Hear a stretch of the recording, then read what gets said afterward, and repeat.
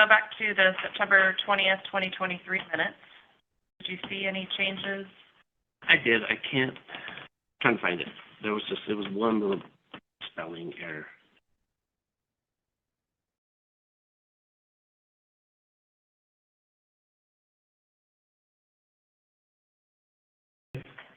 Was it your name? Yeah, I think it was someone's name. I believe it was your name on page 4. I caught that one. I caught it. Maybe Keith's license name as well. If he spells it like my dad spells his name, Keith, it's Keith, but you're wrong. Okay, on here it's Kie.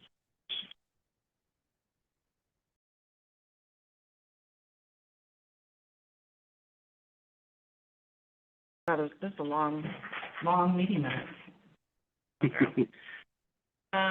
Do we want to circle back on it, or do you want to just take a couple minutes to review it?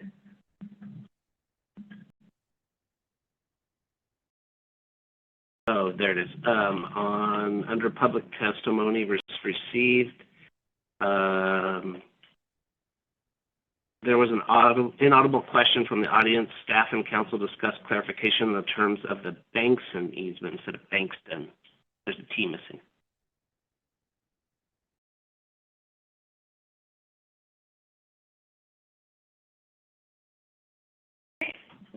Any other corrections?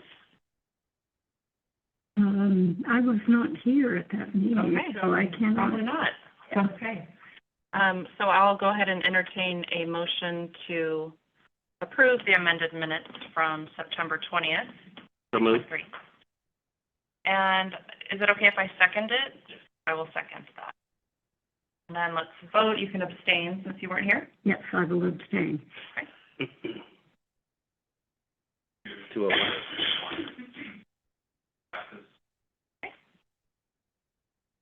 Moving right on to our special presentation.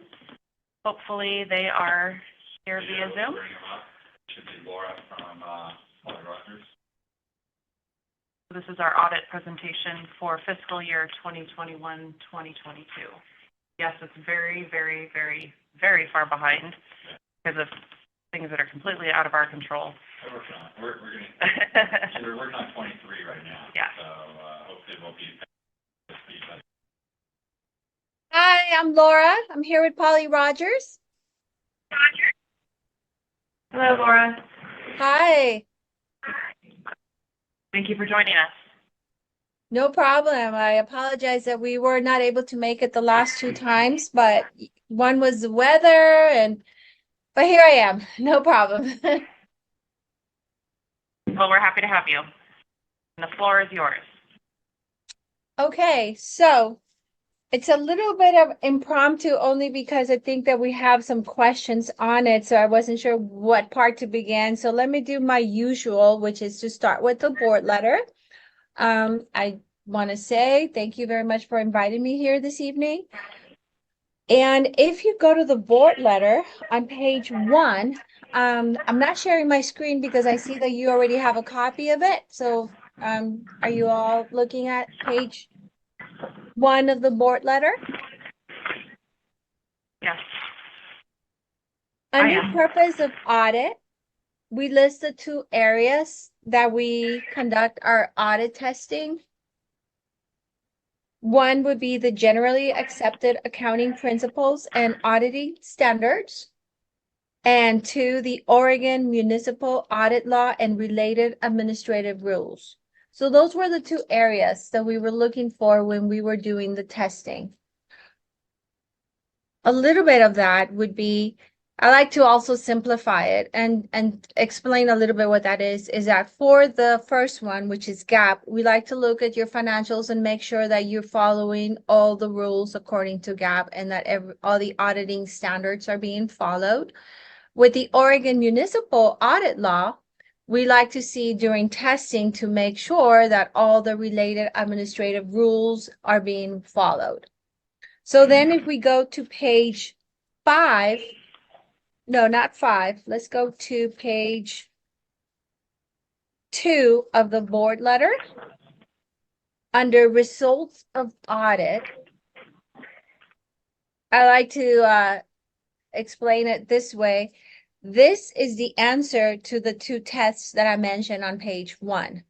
So the first one applies to both tests, is that Roy would like me to say that he's happy to have issued an unmodified opinion, which means it's a clean opinion. It's what you want to see on your report. Having said that, for the state and minimum standards, we found no exceptions or issues requiring any comment, except for what was noted on page 46 of the financial report. And we can get that to it later, but mostly what that will show, it's what's on the end of the board letter. We will go to the best practices after that, but I want to finish the results of the audit here. We did not issue a management letter, so that also was good. So what all this means is that during the audit, when we find findings that require a management letter, then we would issue it and report it to the state. In this case, we're not reporting any of that. What we have in your case are just best practices, which you can find on page 5 and 6 of the board letter.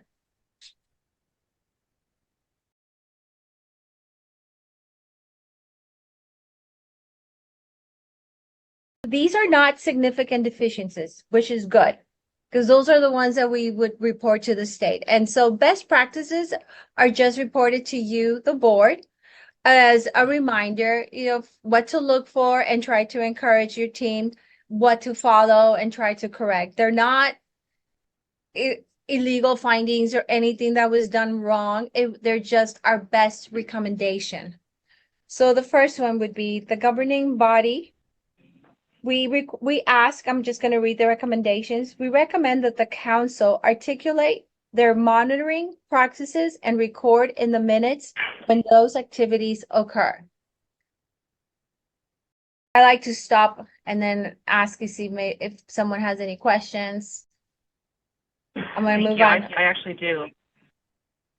How can we do better at that? Because I feel like that's an important role that we have, and I feel like we do that, but it sounds like we need to improve on that. So how can we improve on that? So we do have some questions that we do provide to the clients. It seems like maybe we failed to provide that to you. So I'm going to note it here to go ahead and provide some of the questions that we recommend that you ask your team. And again, what I like to simplify my examples. One thing would be is that during your minutes that you are being specific and you're asking a follow-up on some of these best practices. So for instance, right here, right, we're noting like number 3, for instance, we're saying your QuickBooks accounting software was used from December 31 to 2021, which may allow users to delete transactions without leaving an adequate audit trail. We recommend that a review of the audit tracker for deleted transactions be conducted. So that is one form of a question that you can articulate during your board minutes and follow up and say, hey, we noticed that in 2022, our auditors did issue this best practice. What are you doing to improve that? And that's just one starter right there. And that would be noted in your board minutes. So That's basically helpful. Thank following you. up on your best practices on what's been said here on the board letter. Number Thank 2, you. segregation of duties. So we recommend that the council continually monitor the financial activities to mitigate the risk and consider obtaining additional fidelity insurance coverage to compensate for this risk. Again, this is a best practice. This is not something that you have to do. Slowing down here because there's 2 things being noted here. We're recommending that you can consider obtaining additional fidelity insurance. What that means is that you do have something in there already that's, it's normal. But sometimes because you do have more than what you're covering in your cash, we recommend that you have that amount in place. But I will say most clients don't do that. What they have is what they have spoken about with the board and with the broker that gives you this insurance. And so you already have what you consider would be normal for your entity. But us as the auditors, we do have to audit and we do have to issue a best recommendation. And we do this almost with 99% of our clients. So we do recommend that you have insurance that will cover more than what you have in cash or up to that amount. And then the other part of this is segregation of duties. This is a good question to follow up during your board minutes and say, you know, what are you doing for checks and balances? Something that we like to talk about here is like when people leave on vacation, we like to say, hey, leave your computer, because then we like to see what work is being done if you're actually checking somebody else's work as supervisors. And, you know, that's just one idea that I'm throwing out there, but specific to you would be is who's signing the checks? Who's writing the checks? You want to have two people doing that, not the same person that's issuing the check is also writing the check, citing the check. Any questions on that one before I move on to 3? I think so. Do you have any questions on that, Jan? No, I don't. I don't have any either. Thank you. Okay, 3, we kind of briefly touched on this one, QuickBooks, accounting software. And this is very common with most of our clients that use QuickBooks. It's very easy to delete transactions with QuickBooks. So it would be beneficial to install some kind of an audit trail so that you can see what's been deleted. And that's very Yeah, we've simple. already updated we have since updated our accounting software. Have you? Okay. Yeah. That was the year. And This this was is for that year. 2020. Very good. Okay, so this should be removed for Well- 2023. In fact, I'm going to write a note that says, make sure that this has been updated for 2023. I do have Okay. a question for you on that, though. Sure. Hey, Um, before you go on, is it on my end or your end? Why does the volume seem to be very low? Like I have you it hear me very better now? high. Is that better? No, but it's okay. I can still hear you. Go on. Oh, I'm just curious about that because we did switch our accounting software at the end of 2021. Are we able to go back? Because I did a little bit of looking into it. Because I Mhm. think if you're noting it on our audit, I think it's worth exploring. Do you know if you're able to go back, even though we're not using that accounting software anymore, and access the audit log to see what files have been deleted? You know, I don't have that answer for you, but I would find out with my IT. They get this. Yes, good. My IT just walked in. He said it is available. So yes, you are able to do that. There's a feature. There is a feature. Okay, thank you. Okay, now we're moving on to number 4, intellectual property use of city assets. So we recommend the creation of a city policy, if one is not already in place, to address the potential creation of patents, copyrights, and other claims on intellectual property using city assets or time, as well as use of city assets for personal reasons. You know, this is actually fairly new in the last few years because of so much innovation going on that's not actually something that you can touch, right? And so if you have anything like that going on, you may want to start a policy to protect that. Anything not tangible. Oh, Oh, okay, okay. So it's like in our labor agreement, Yes. okay, which everybody complies to that. Down to, yeah. okay. It's in there, it's just not, don't have a agency-wide large policy manual or all this is encouraging our contract. Okay, thank you. So is that something we need to develop a, Eventually, A what we framework. need is a large policy for everybody yeah, in the organization, yes. So we just finished the police policy manual this last year through Lexipol. I think I'd have to ask Ernie, who's online, how much that ran. but, I want to say it was about $60,000 to $70,000. So we do need to start that, though. We need to start that process. That might be one of those things where we have to budget for it and plan for it and start that. Do you have any other questions? No, not at this point in time, just to know that that is in the works because that is important. Yeah. Like I said, it's something we're gonna have to plan for and establish goals for that, and then set a budget item for it, and then work with the contract, with Lexipol or some other agency, CIS, our insurance group, has to have like a draft policy manual that you could pull from and then start going through and adopting these policies through resolution.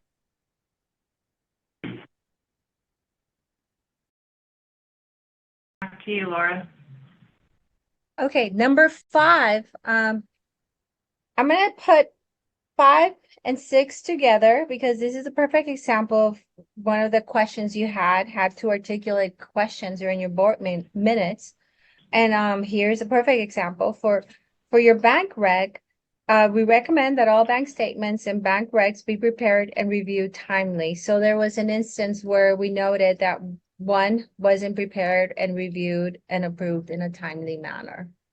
And we usually recommend that to be no more than between 30 to 60 days from the date that the bank statement closed. So that's a good follow-up. And then you have payroll review as well. We recommend the city manager's timesheet be reviewed and signed off by either a peer or board member. And this is perfect for number 2, segregation of duties. Any questions on those two? Are those things that are happening now, that somebody's that is overseeing? Management staff, Yeah, doesn't have time sheets. Management staff don't have the time sheet. Management staff reviews the time sheets for the hourly staff. So why is it noted on the audit? Laura, why is it noted on the audit? It says that specifically there were 2 instances where this occurred. that Where the city management manager's doesn't review the timesheet was not reviewed by Correct. another person. There, let me see if I can bring an example. This would be during our,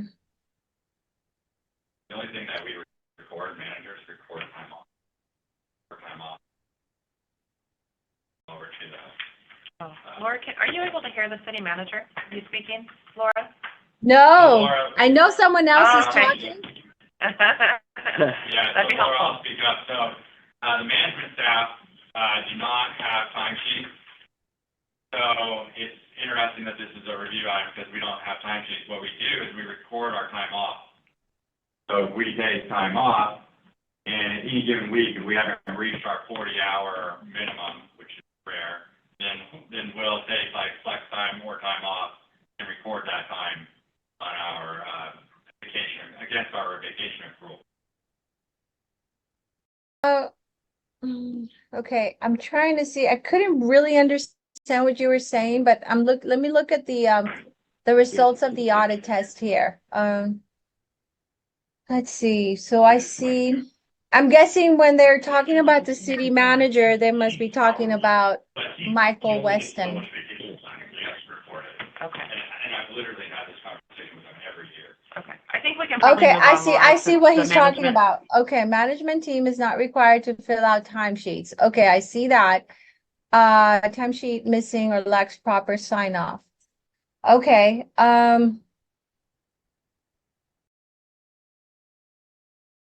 so then that is noted here, so I don't see why we have this then as a best practice. So other than just, I see who would get a timesheet, so do you have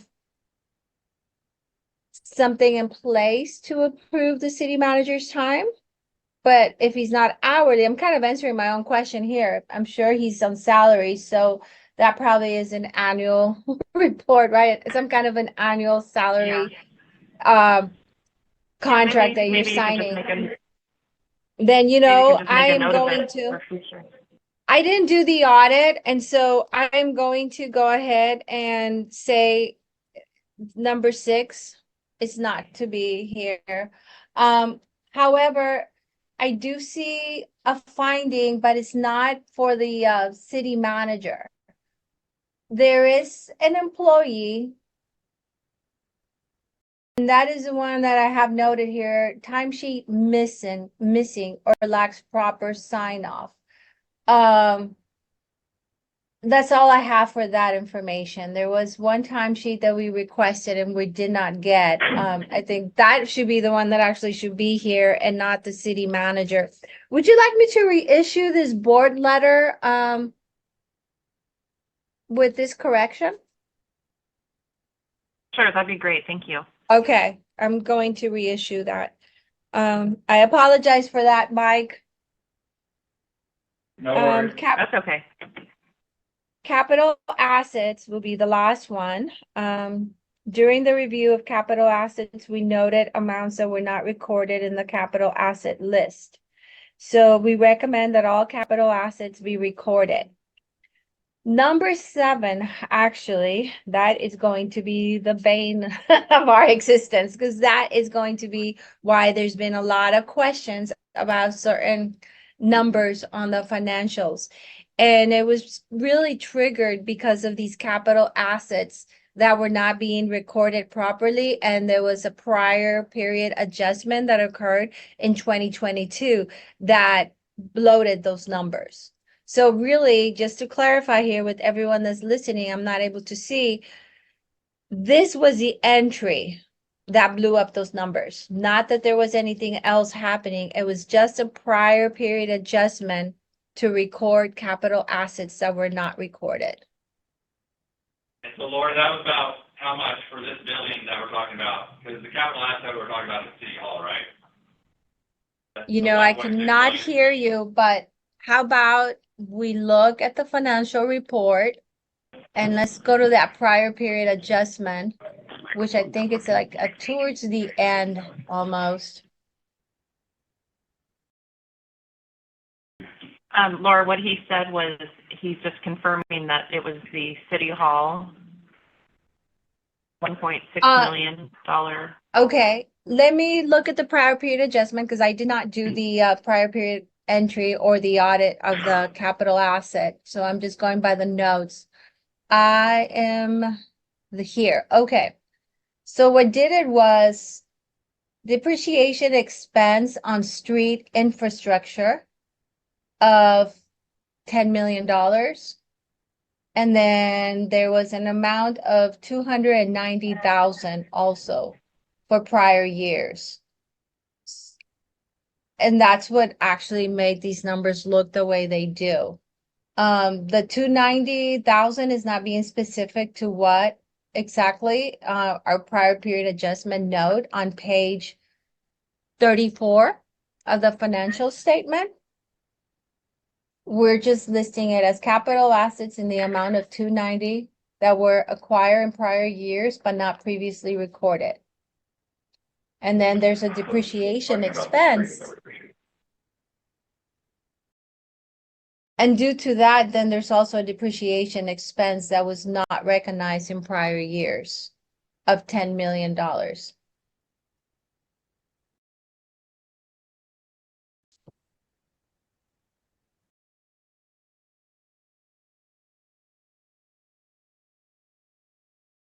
Now, I would like to go to page of the financial report for everyone that's here listening. I really, I'm a kind of person that simplifies things.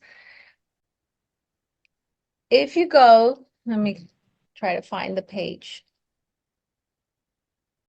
It would be page 5 of your audit report for 2022. Because I think I know the question has been, around the expenditures. I want everyone here to be clear that the actual numbers from the city's books are on page 5. This is a true reflection of the revenue and the expenditures. So most banks and any other third-party entity that wants to look at your books, this is where they go to because this is where they know the true reflection of what your dollars look like. And this is where Laura, the just to clarify for those in the audience, from the beginning of this fiscal year, the beginning fund balance of all accounts was $3.4 million. And at the end, we were at $4 million. So $4.03 million. So we had a net gain of about $500,000 over the last fiscal year. All right, I'm going to that page. Because you're looking at your MD&A, I'm looking at the actual report. Yeah, the bottom right corner is what I'm talking about. Beginning fund balance versus ending fund balance of all accounts total. Oh, of page 5? Yes. On page 5, yeah. Of page 5, yeah, you had 3.4 and then your ending was 4.0.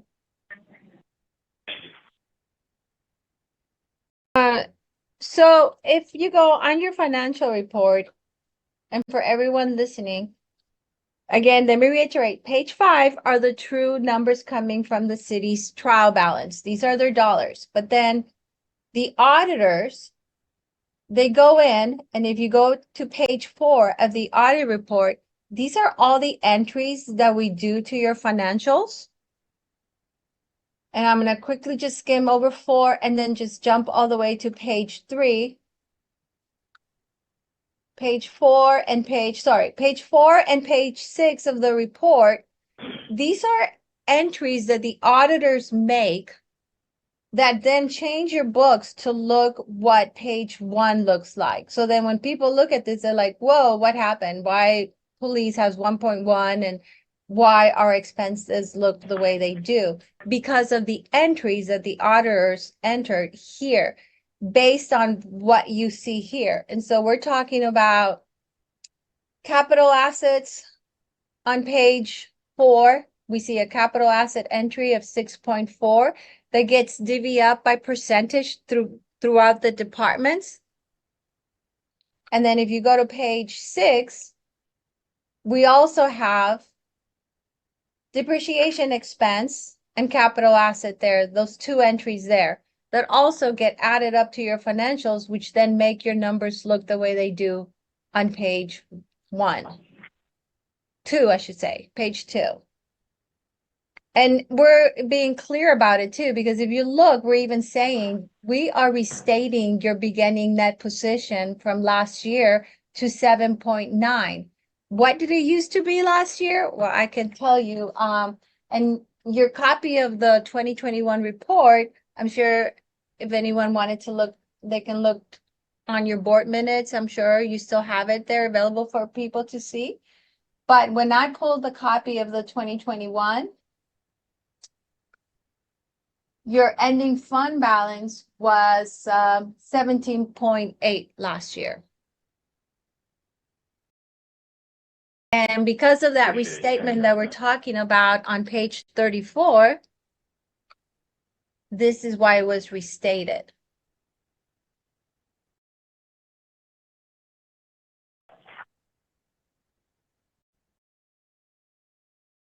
And even without the capital assets, without that prior period adjustment, it's important for everyone to understand too that let's go back to 2020, let's say. The numbers always fluctuate too because the auditors go ahead and they enter PERS, we enter RIA, we enter all that information and all those numbers, which then change your dollars from page 5, which are the city's true numbers, to what you see on page 2.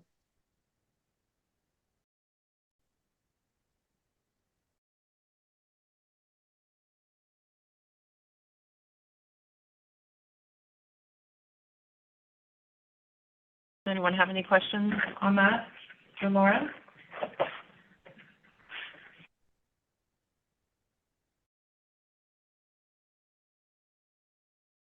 Thank you for explaining it to us, Laura. The city manager has explained it to us before, so it's reassuring to hear it explained from your perspective as well. Thank you. I try to, I hope, it's hard to understand because there's so much going on, but I hope I was able to simplify it enough. I like to train and teach, and I always like to break it down like a story. I'll say, you look like the way I read the board letter, right? I said, here's what we audited, and on this page, that's the result. And I'll skip everything in between because it's too much to try to understand in one day. You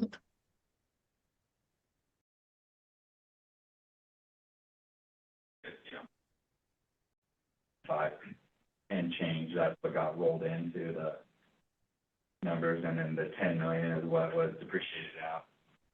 That's why 17 to roughly 8 million, Right. because we knocked off 10 million and depreciated assets, and that 1.5 for this billing here got rolled into everybody's operating funds, illustrating.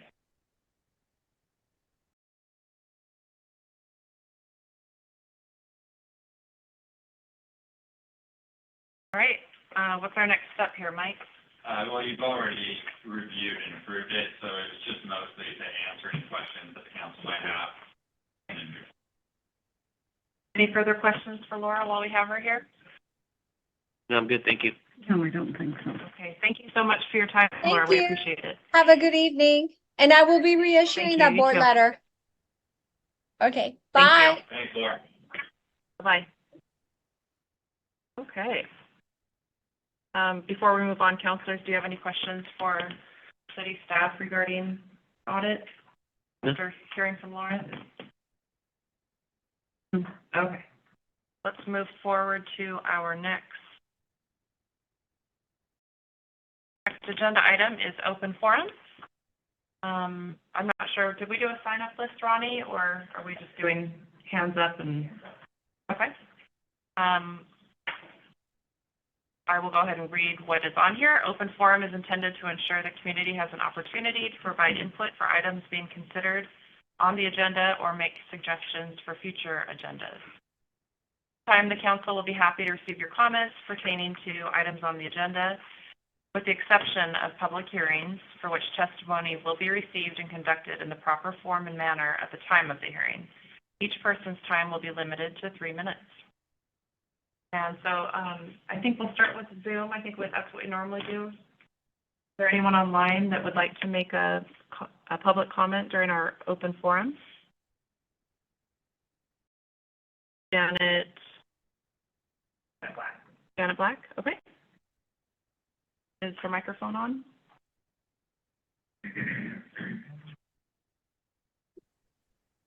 Okay, I think Janet, I'm unmuted. you have the floor. You have 3 minutes. There you go. Yep, we can hear you, Janet. Go Yeah, ahead. okay. All right, I'm calling, just because I'm sorry, my name is Janet Oh, Black, I'm so sorry to interrupt you. Yeah, Okay. and give us your address too, please, Janet. Okay. Thank you. 13960 Southwest River Lane. And I'm just calling because I couldn't find a couple documents, in the PDF packet that came out.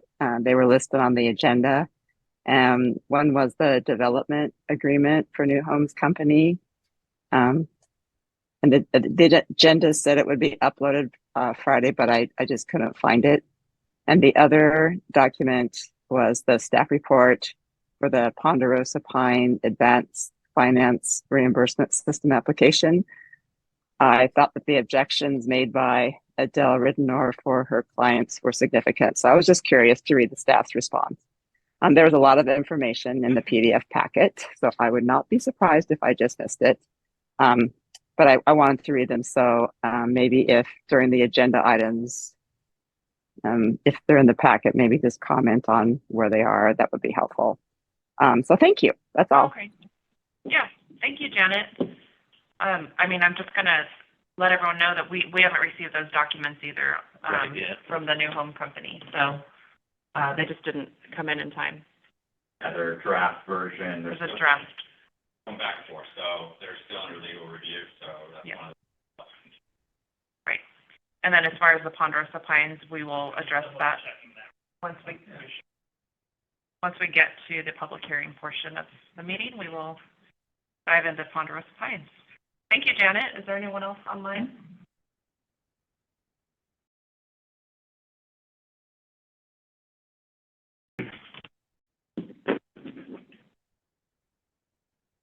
Last call for online.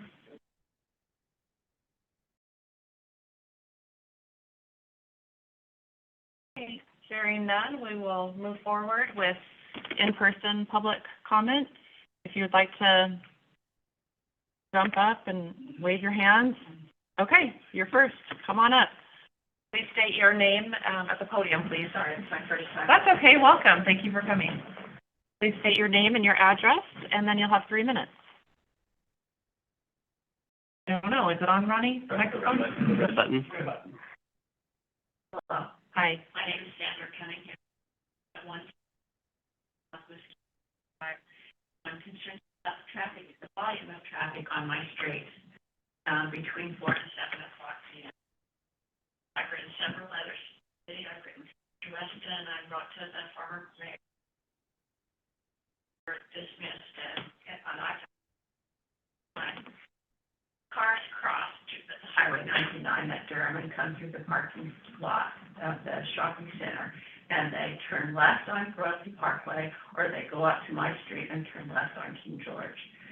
It's pretty dangerous between 4 and 7 for old people on the street. So I would just like to say, please pay attention to the needs of your constituents and your voters, and try to mitigate these traffic concerns before putting, 4,000 cars on my street. When you talked about the Kingston Terrace project, there was an estimate of 8,000 cars on the street a day, which means that there are going to be 4,000 cars in my neighborhood. And I think that we need to seriously look at mitigating that traffic. The people that are going to live in Kingston Terrace are not going to wait on Highway 99 at the 2 lights to get to their neighborhood. So I think if, a huge volume of increase of cars on my street will basically destroy my neighborhood, and I'm very concerned about that. Thank you. Thank you so much, Sandra. We appreciate your comments and understand your concerns. Who would like to go next, if anyone? Anyone that would like to? Your chance. Speak now. Forever hold your peace. All right. I don't see anyone that wants to make another public comment, so we're going to go ahead and close the open forum section of the meeting. Next on the agenda is unfinished business. Looks like there's none. And new business is next. New business, we have our January 2024 financials. Mike, you can take it away. So Ramira, is Ramira online? Tony, can you bring her on? Presentation.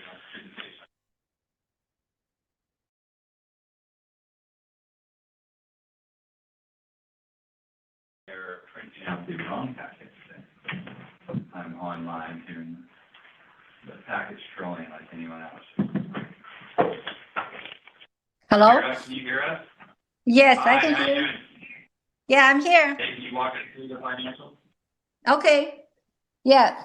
So the January 2024 financials. Yeah, the first one is the general fund. So as we look at the general fund, for January, the expenditure more than the revenue. So that's why the ending balance for January is negative. You see 145,418.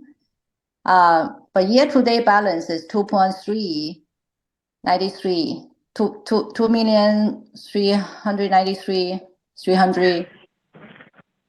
So overall, it's good. So it's just because the January, the less revenue, more expenditure for general fund. Nothing special. Any question on the general fund? Yeah, I have a question. Okay. It looks like the under the city council for expenditures, it's a lot higher than probably it should be at this point, and I'm assuming that's because of related attorney fees that we've encountered. You mean Recently, the is that year-to-date correct? amount or the January? Year to date. The year-to-date amount, okay. It's at 72%, Mira, which is 25% higher than it should be. Right, yeah.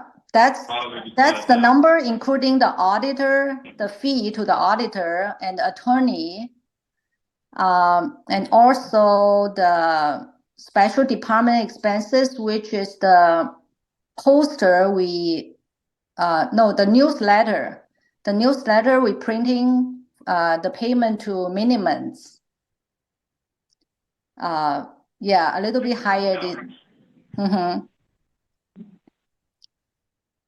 I guess Okay. that's all we have. Yeah, we spent a lot of money for the first 6 months. Pretty much not much for the next 3 months, 4 months. Okay. Just so Yeah. anyone who's listening online or anyone who's in the audience understands, if you have looked at our financials and you see the budget for the city council, it's not paying us, the city councilors, it's paying the attorneys and the auditors, it's paying for public outreach. So just so there's no questions about that, it's not coming to our pockets. Okay, thank you. Right. You can Okay. continue. Yeah, the next one is the street fund. Hold on, where is it? Okay, yeah, the street fund. So the street fund revenue more than expenditure. So we are doing good. But however, under capital improvements, there's an adjustment on the capital improvement account. That's why there's a negative for January, negative $61.96. Just doing the so we just find out there's just misaccounted. So we put into the wrong GL account. So we correct it. So that's the adjustment. That's what that's for. Okay. I have a question, if we can go back to street fund. Yes. It shows that the fees that we've paid to Clean Water Services are they higher? That's a revenue. Those are revenue. Those are revenues from Clean Water Services. Oh, okay. Or, Franchise fee. People just never mind. Yeah. That's a good problem. Yeah, that's a franchise While fee. we're there in that same section, I'm just curious, when we see like right above that, the interest revenue that we're getting right now, what do we do with that money? Where does that money go? Typically, it gets into the street fund for future. So it's money generated from street fund, so it stays in the street fund and is utilized on street projects. This year, we're kind of rolling it back a little bit. We had a laundry list of streets for this year, and based on how much we spent last year, kind of had a little bit of an overage. But the money that we got from the Christmas tree bill kind of offset that a little bit, so we're still able to do some decent road projects this year. It's just not as much as we wanted to do.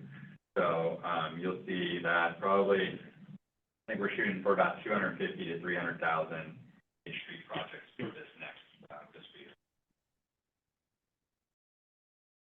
As you can see, that year we did about 400, and last year we did closer to 500. Sarah, do you have any questions before we move on to the next page?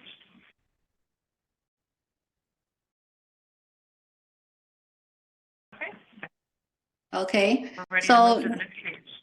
Yeah, so let's move to the local option fund levy. So here is the same as the general fund. So the expenditure more than the revenue. The expenditure is the one we transfer out. So local levy is the money we receive from the property tax and which we 100% transfer to general fund. So we divide it by 12 months. So at each month, we transfer $32,708 to general fund. So that's why the January it's negative 30,000, but overall the ending balance 150,000. Okay. Okay. So the next one will be the park fund, SDC fund. Same thing here. Under the expenditure, there's adjustment on the park improvement, which we recognize should not be in the park improvement. It's not belongs to park expenditures, should be the street fund expenditure. That's why we made a adjustment there. So there's no expenses in the park fund. So because we don't have any capital project, so. Okay. So the next Where one. does maintenance for the park come out of? Is that the general fund or is that the? It's general fund, yes, it's a general fund, that's why we have, we put it under general fund, yes, Okay, thank you. yep. And the next one is the park fund, TDT fund, okay, transportation development tax fund. So here's the same, we don't have any project going on. So just accrue the interest, and then also just transfer $3,000 a year to the general fund and divide it 12 months, so $250 a month. They're pretty straightforward. Okay, and the next one will be the APA fund, so which is the same thing, no project going on in January, so interest. And pretty straightforward. Any questions? Sorry? Hey, Mira, on the ARPA fund, the council had voted to move that and zero it out. Because Yes. we took the debt service. Yes. Option in ARPA, which was up to $10 million. So that fund needs to be moved into like the general fund reserve. Yes, that will happen in the supplemental budget. That's what we are doing. We're going to do it in the supplemental? Yeah. Okay. Okay.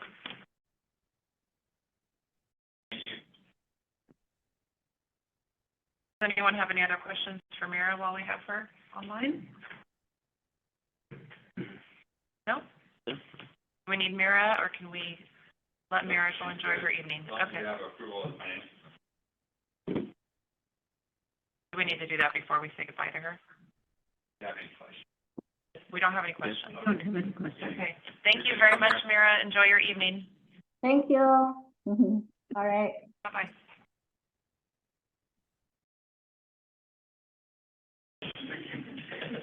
She just got up and left. Okay.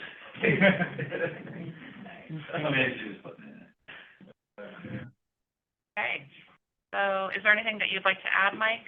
No, I think Mira pretty much covered it. It's just your general mid-year financial, so you kind of see where we're sitting on something. Typically, what we find is that through the summer months, June, July, August, September, our revenues are down and our expenditures are up. And then as we come into the tax season, September, October, November, December through March, our revenues are up and our expenditures are down. And, typically at the end of the year, we try to budget conservatively. So hopefully we budget for more expenses than we're actually going to spend. So at the end of the year, hopefully our beginning fund balance still increases, like what you've seen in the audit report earlier. And so to that end, I think I applaud our staff for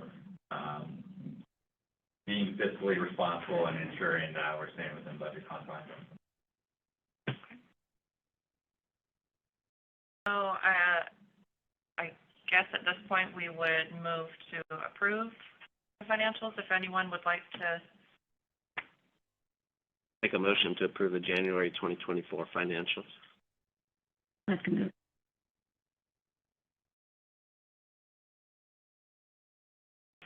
All those in favor, raise your hand.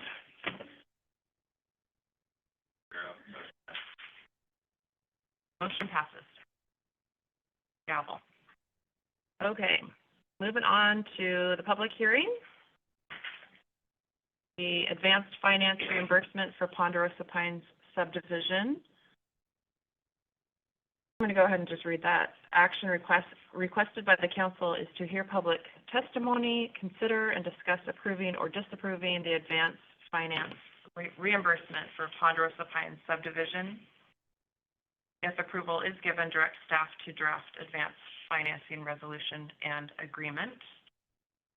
Presenter is Mike Weston, City Manager. Actually, I've been trying to stay out of this much time, so I'm going to pass it off to Full John Fusco from Consor, who's been our primary engineer and point person on this project, and he's the one that's done most of the accounting, principles, and reviews on this project. So It might be helpful because we have a new counselor just to explain what this is and what it's applicable.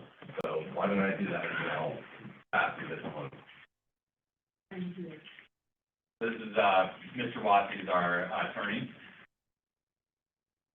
So advanced financing district is a tool that's pretty common in Oregon that a lot of cities use.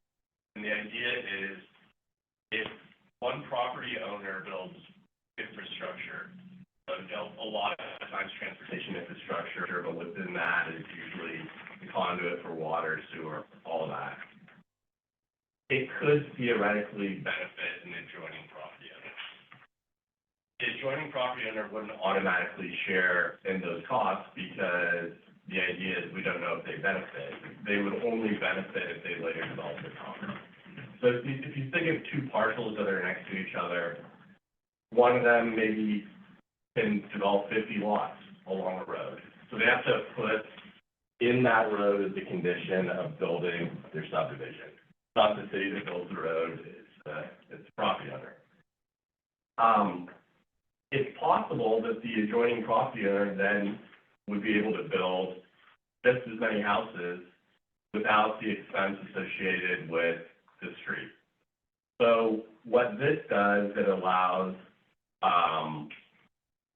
calculation for a reimbursement. So if the later in time developer develops, then they would pay a proportionate share of that development cost. This doesn't always happen. One of the first ones of these that I encountered was Clackamas County. Had code that's very similar.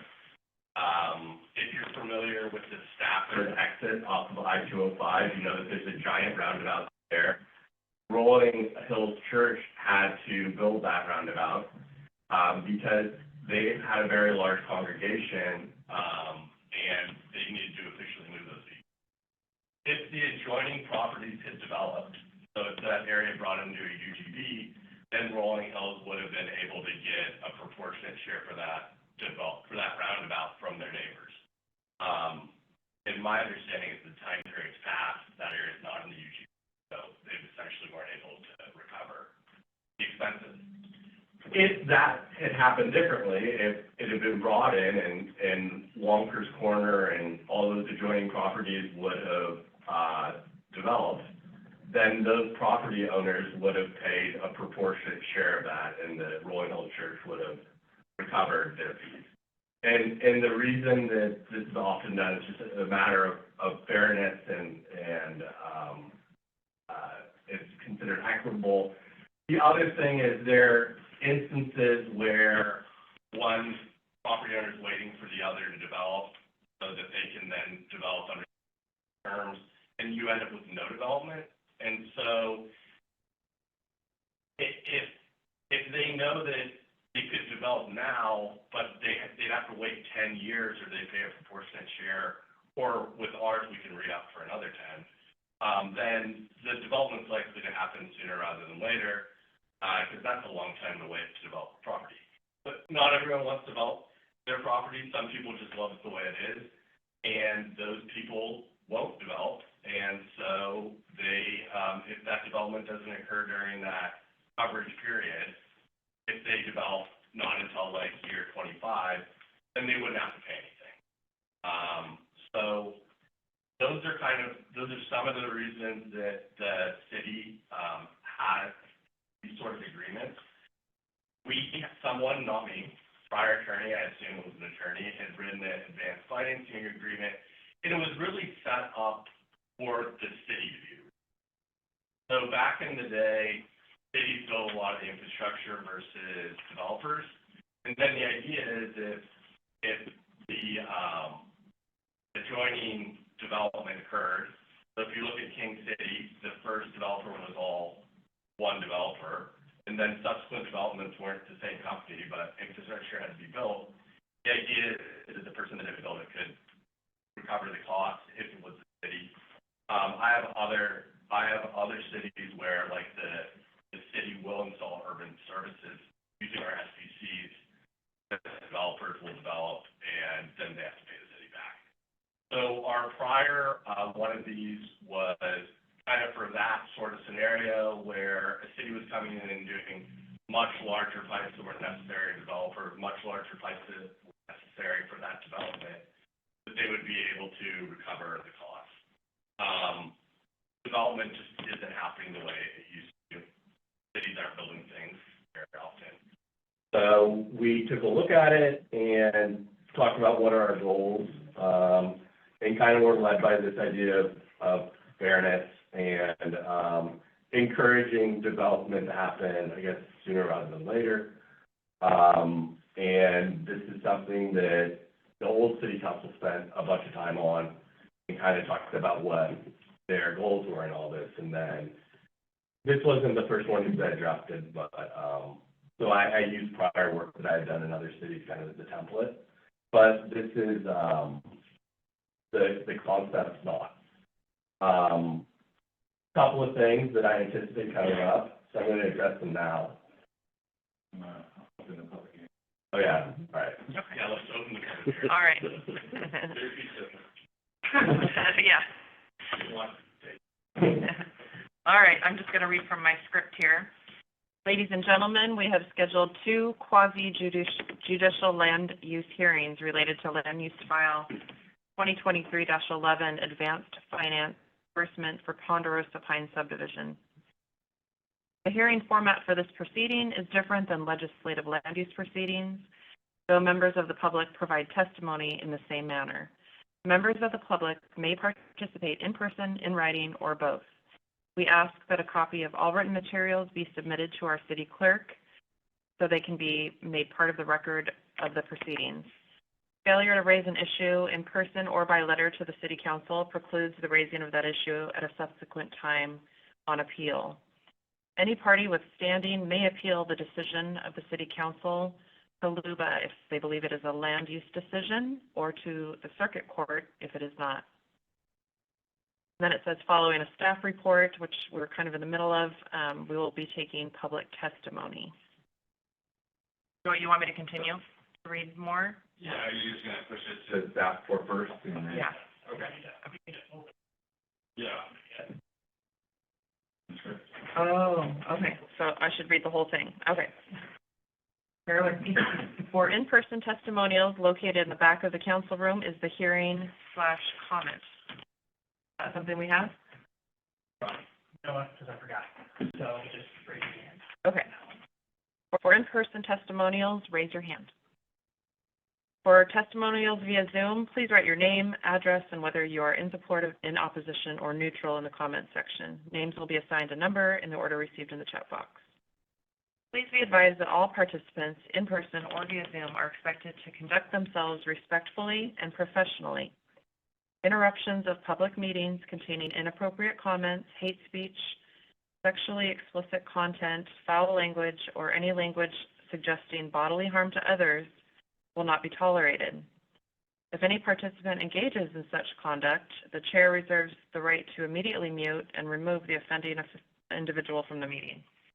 This action aligns with our commitment to maintaining a safe and respectful environment for all participants. By joining this meeting, you acknowledge you agree to adhere to these guidelines. When I call your name, please give your hearing. When I call your name, please identify yourself by stating your name and address. The maximum time allotted for a public testimony shall be 3 minutes for individuals, 20 minutes for applicants and persons representing 4 or more persons, 10 minutes for applicants' rebuttal. That's all. Public hearing. I call to order the public hearing regarding case number LU-2023-11 at 7:04 p.m. Do any members of the City Council wish to report any significant ex parte contact?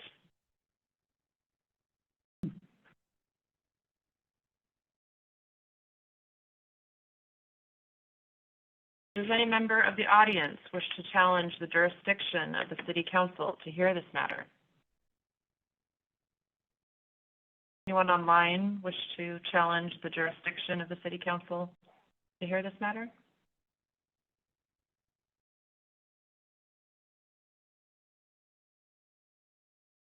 Hearing none and seeing none, does any member of the City Council want to disclose any actual or potential conflicts of interest? I am a licensed Oregon real estate broker. I do not have any clients or any involvement with Ponderosa Pines development. And I also live in the neighborhood, which a potential road, if you go roundabout ways, may connect. I'll state the same disclosure as what Councilor Manelis or President Manelis disclosed. I'm a licensed realtor in the state of Oregon. I don't have any relationship with either of the developers in this case. You, Jan? I have no relationship whatsoever. I live in this part of King City. Thank you. Does any member of the audience wish to challenge any individual member of the City Council? Not online.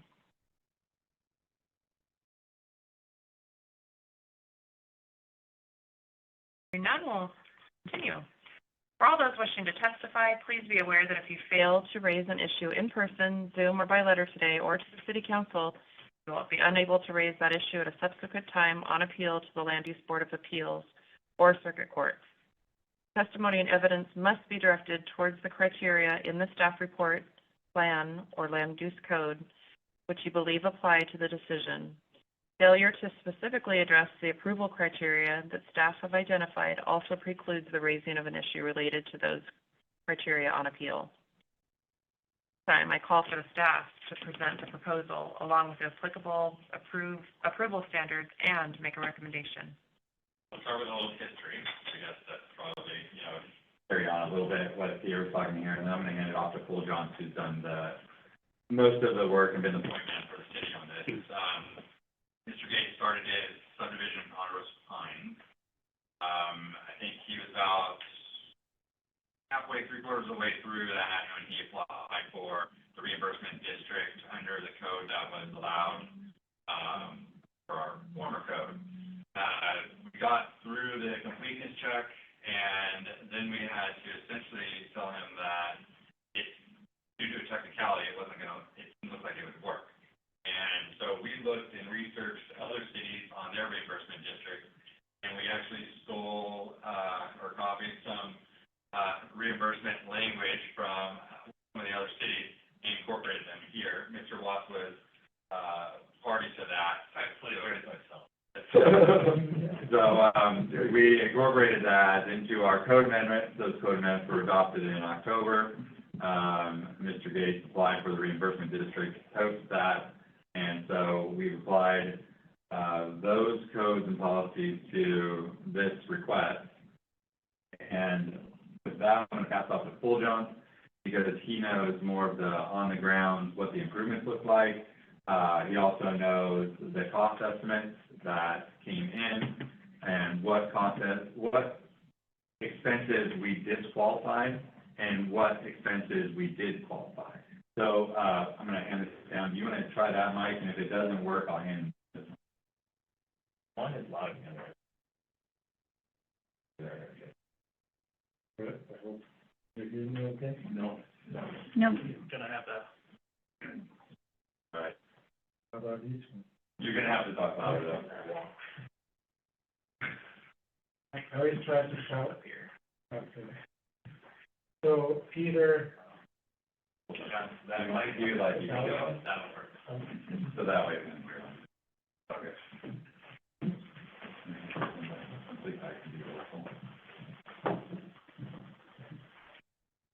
My name is Peter Jones with Hugo.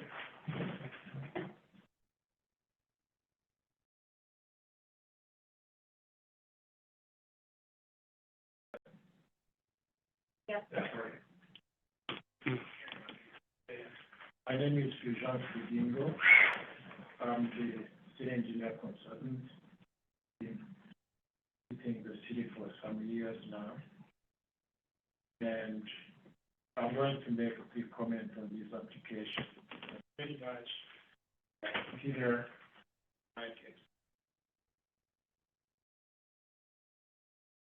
and in October, we received the application from Mr. Gates for the reimbursement system.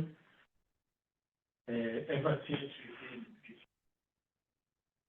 the application, with the application, we have to follow what is in the ordinance. And the ordinance is very clear which items are eligible for that system, and which one that. Just for information, the original application was was earthly cut. But following the ordinance. So only items that are eligible under the ordinance are the public improvements. Those include the water, sanitary sewer, storm sewer, and the actual road, including sidewalks and everything on the road. We also include street lighting, and that's pretty much it. The other eligible but there is finding the improvements, construction observation, action, all that is being. So we went through the initial application. As I said, there were some questions that we worked out with the applicant, and basically the applicant made those corrections, and we submitted the application. There were like maybe 2 or 3 revisions. Ultimately, we got to a point, the city got to a point where the costs that were presented seemed reasonable and appropriate. And so we ran all the numbers and we came up with the final cost was the cost for $199,000. Then the next part was, how do you allocate those costs? But typically, there are many ways you can do that. Allocate the cost because we benefit from those improvements. We looked at that option. And that is, the other option was, how many lots can you actually develop in this benefit area? That's actually the approach that applicant proposed. The target has 11 lots, and in his estimate, the neighborhood have 10 lots, and he ran the numbers based on that one, came up with a cost for each lot. But when the city looked at this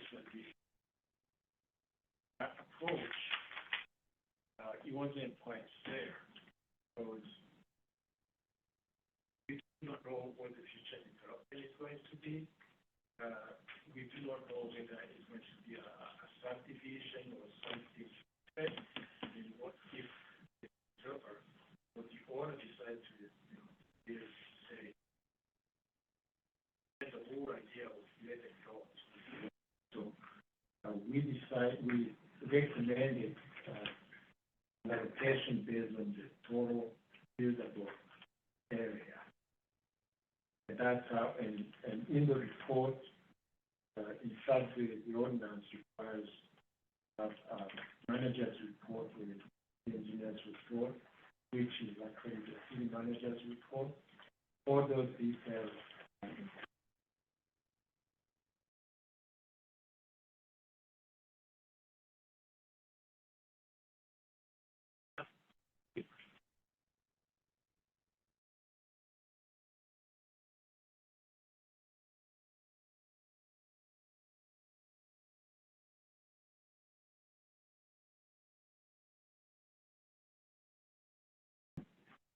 Mike, I have a question. So, Consor is a consulting service, correct? They contract with the city for our engineering services, yeah. Okay. So did the city pay Consor? Okay. Yeah. I'm just clarifying where the money's coming from. Typically with permits, building, development, there's a deposit and then fees. That deposit are then billed to, yeah. That makes sense. I have kind of a general question about this scenario, because this is the first time we as a council have come across something like this. It's obviously very complex. Why is this not something that is established prior to development occurring in the first place, in the first development, Ponderosa Pines, for example? Why isn't this written in as something that has to be established prior to the planning commission approving it?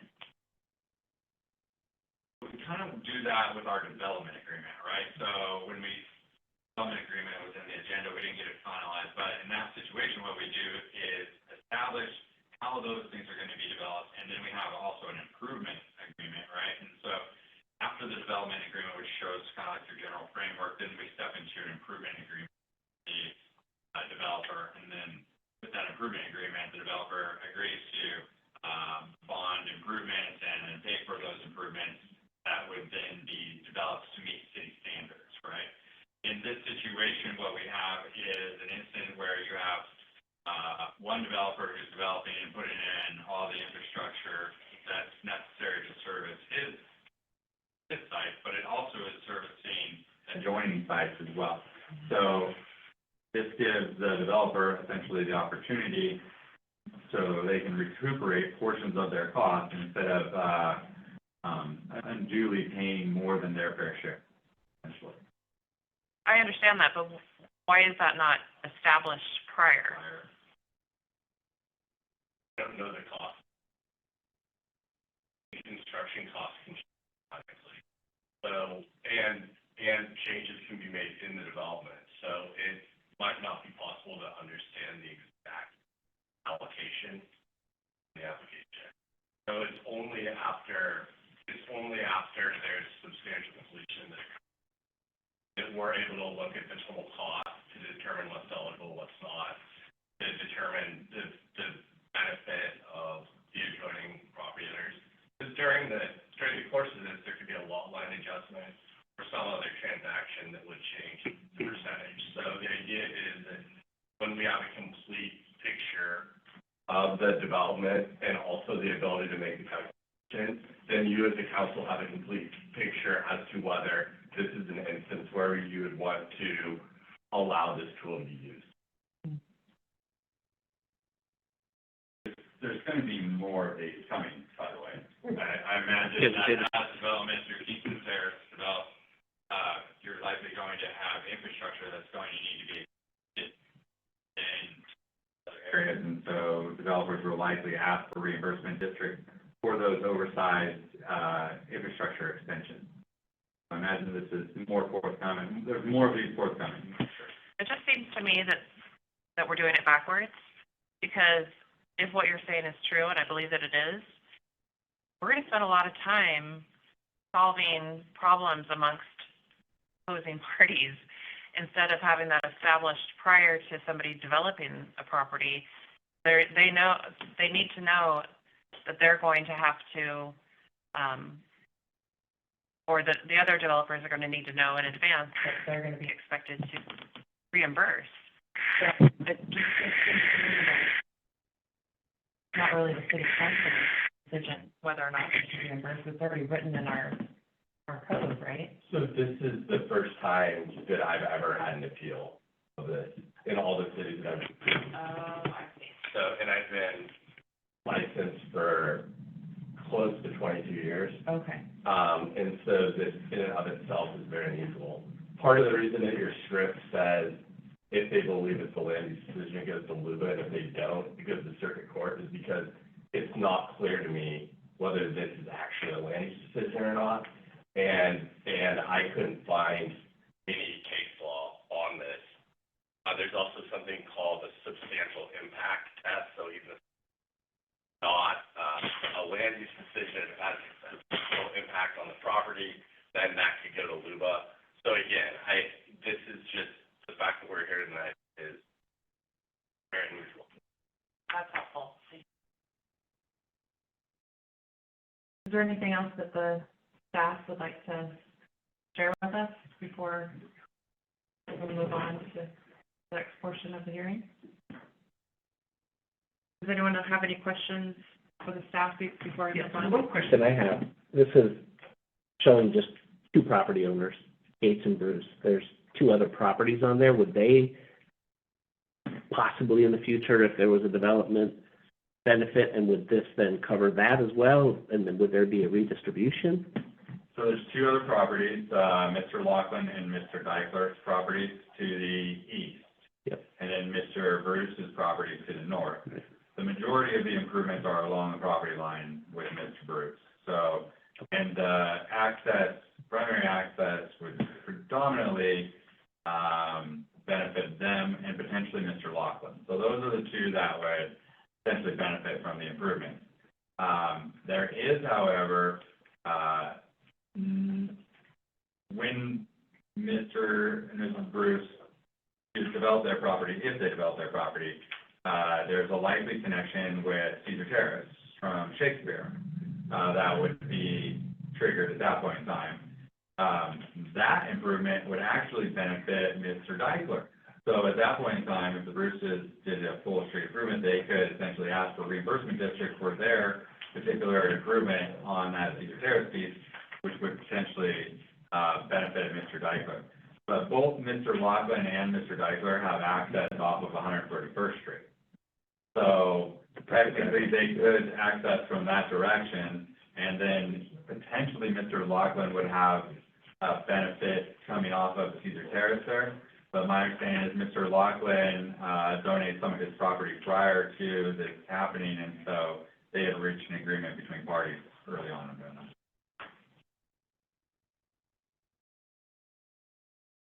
Have anything to add on that one? You're the one that did the calculations on. Yeah, for the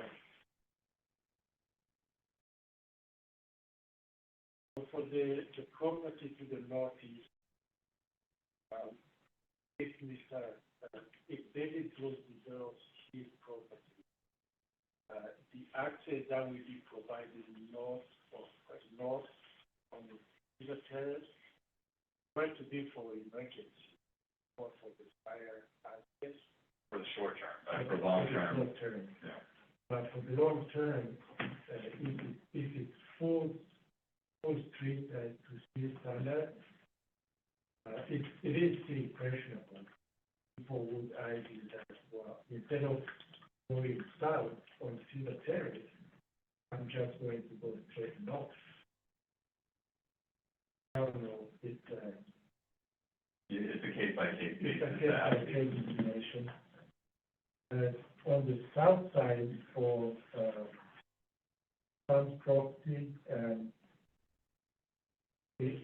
well, there is a little benefit there, but then there is an agreement or some kind of legal document between him and Mr. Gates saying that he will not have to pay for anything if he develops. So that's another, it was like, do we consider this or have like this, things like a legal document. It was a property swap, wasn't it? Yeah. The property swap. Like 2.5 feet. You know, it's a small sliver.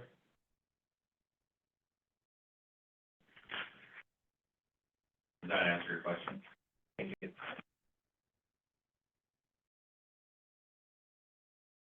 So at this time, I call for the staff to present the proposal along with applicable approval standards and make a recommendation.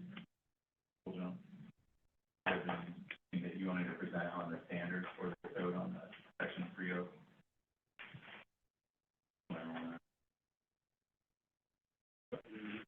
So we pretty much already covered the staff review on this. We're basically, the report that's in the record lays out the criteria for the reimbursement district. It also lays out the staff's interpretation of how those are applied to the receipts and the reimbursement request from the applicant.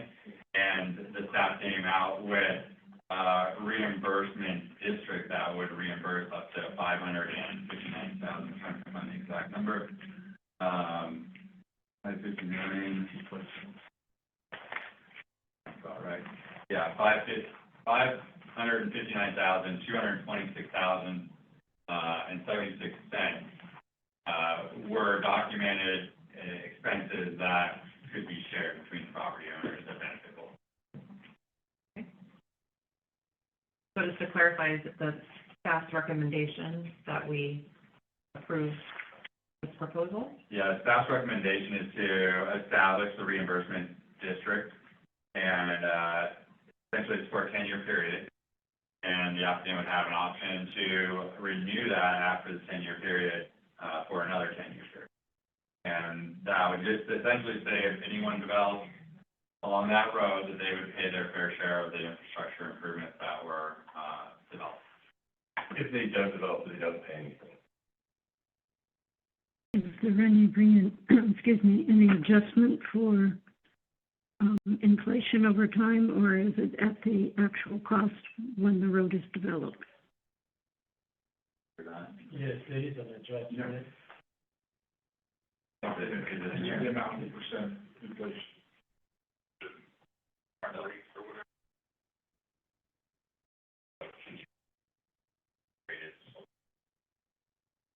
We wouldn't base it on the rate, but we difference in the business section in the. Yeah, mine's just taking a while to load. I can't get it to load. Did you have a page on your report pulled up for that?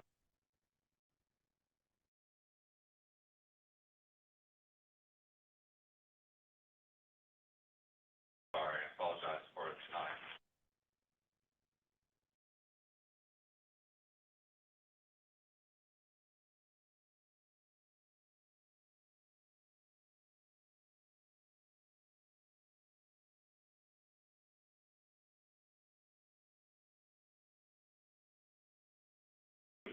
The prime interest.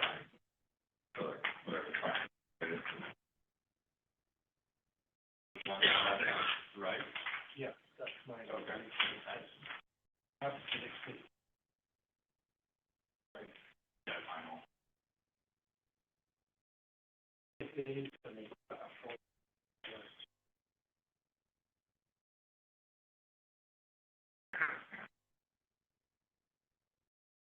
Any other questions from the council before we open it up to the audience?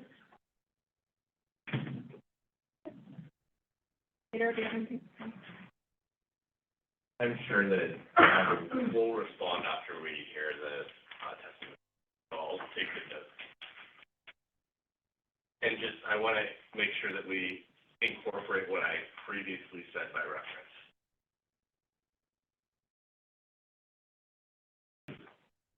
Does any member of the audience wish to speak in favor of this application?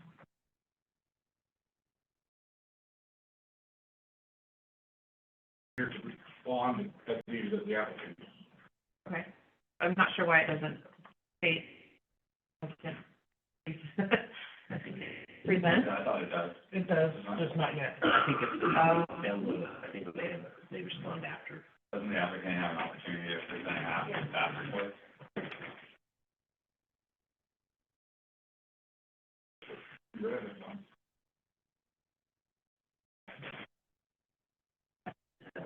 A rebuttal, but that's not really. That's the end. So where's the part where it's back page? Individual.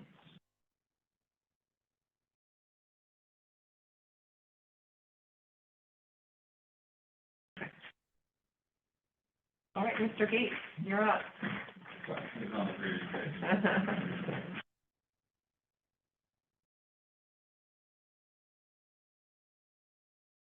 Hello, my name is Tim Gates. I lived here on that property for 35 years now, and I decided after I left Intel in 15 that I was going to do my dream and subdivide my property. I sat on it for 30 years to do this, and it's been a really crazy journey, and it's been exciting, lots of highs, lots of lows, but I'm finally there, and so I got 2 loans. I'm going to start building on 2 pods, 4 units in a couple of weeks. So I was able to make it through a lot of heartaches, a lot of setbacks, a lot of challenges, but when I got the opportunity to see this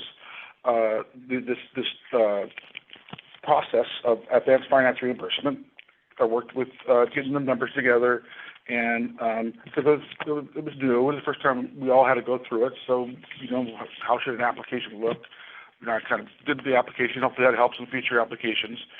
And I went through the numbers per the ordinance, and yes, there are some restrictions in there, a certain percentage you can for this or that, you can use this, can use that. And Florence was very helpful in helping me go through that and get to what numbers were fair. And that's really what I wanted. I just wanted a fair amount. I thought that I didn't think I should have to pay because part of the infrastructure, because they see that I would probably support the bridge someday, it had to be bigger, and it's now there ready for them to hook up to if they ever decide to subdivide. And so the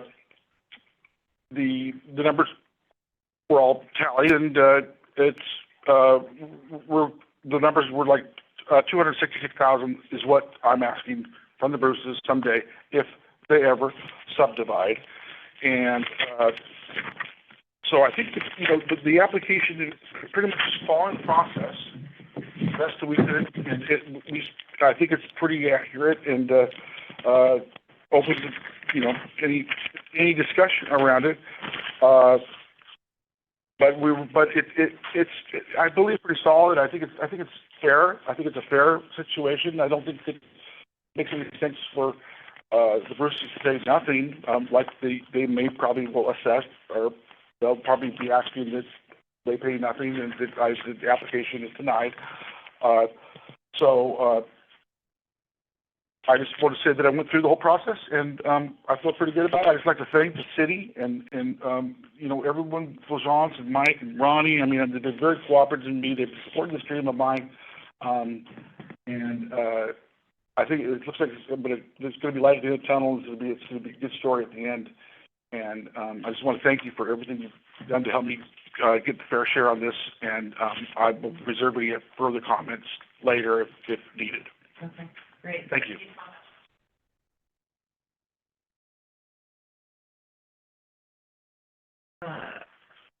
I'm assuming I should follow the Proponent, and then you. Okay, that's not in here, but I understand that process. It makes sense to me. So, an opponent, I'm assuming that there was an opponent in this room that would like to speak. Please approach and introduce yourself.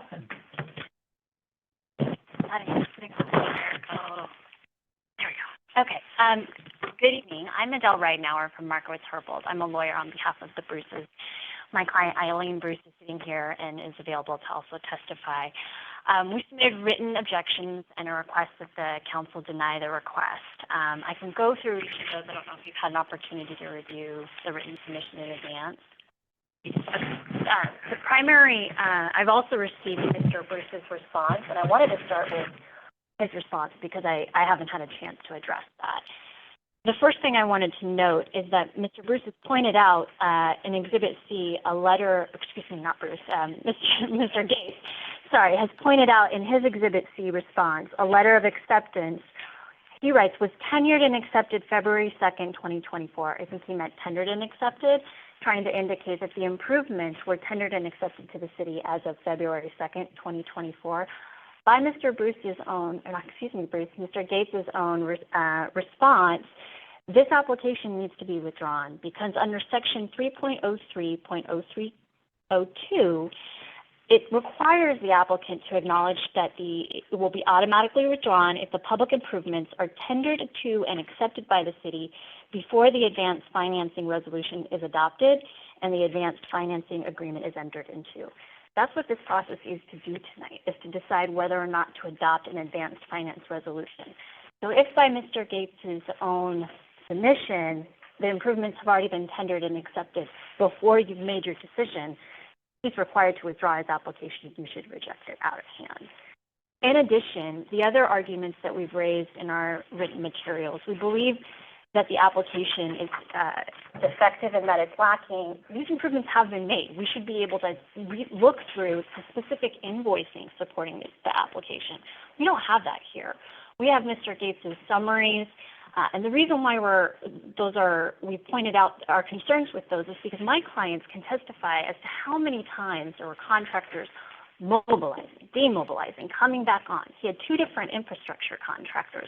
We have concerns that there were inefficiencies in the project that have not been captured appropriately by and are therefore unreasonable to hold our, if you were to approve the advanced finance reimbursement resolution, that you're now going to be tagging my client with.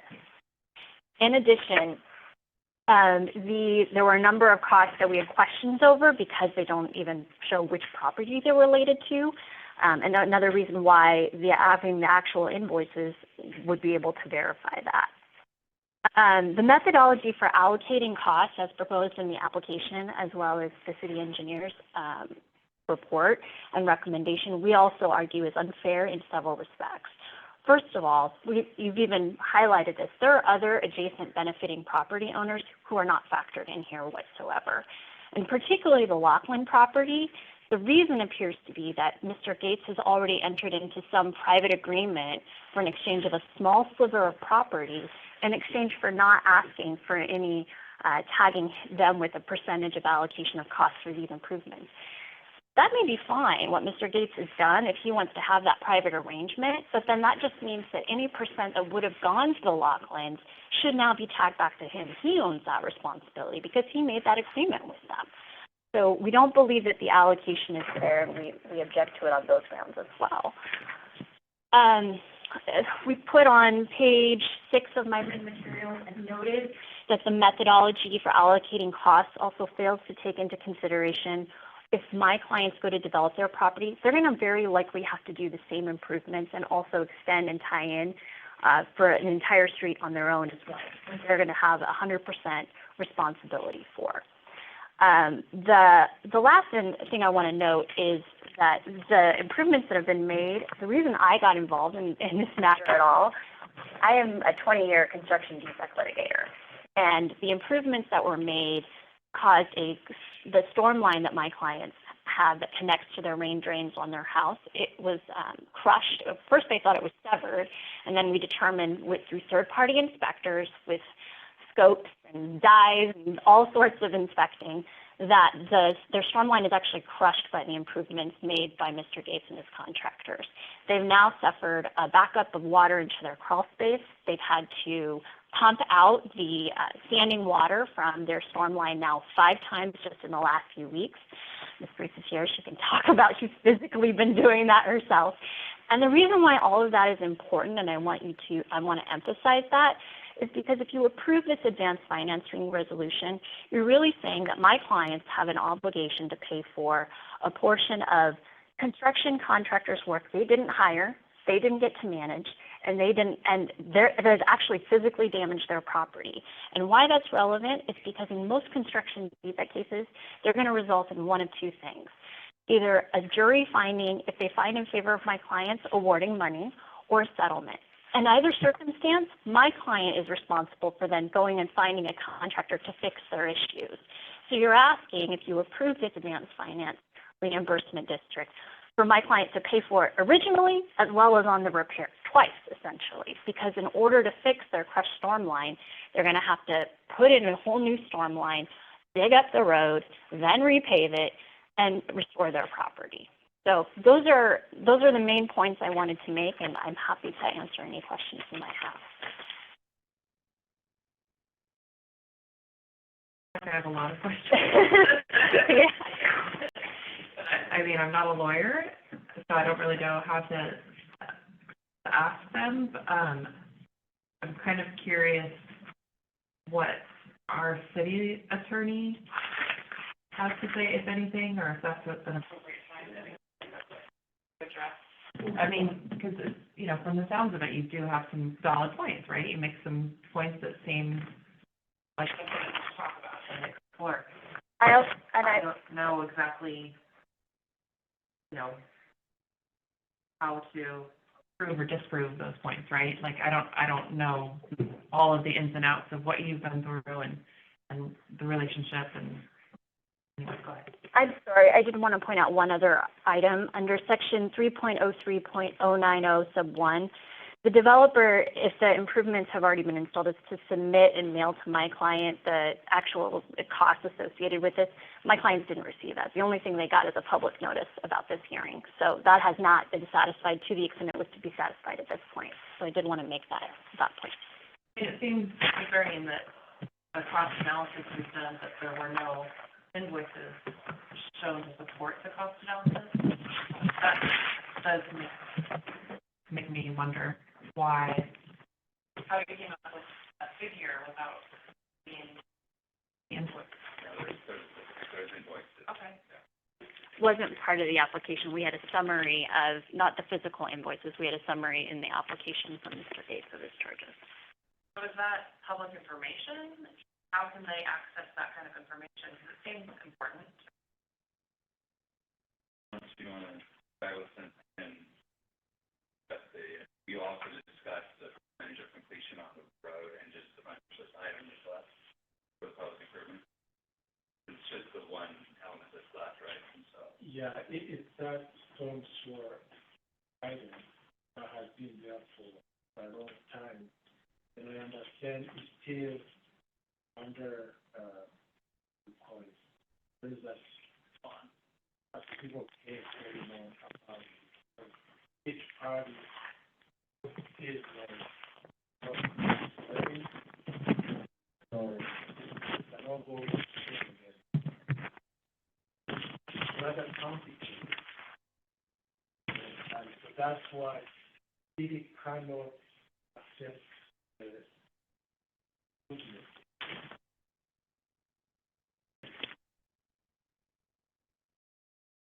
There's a civil matter going on between the parties. Right.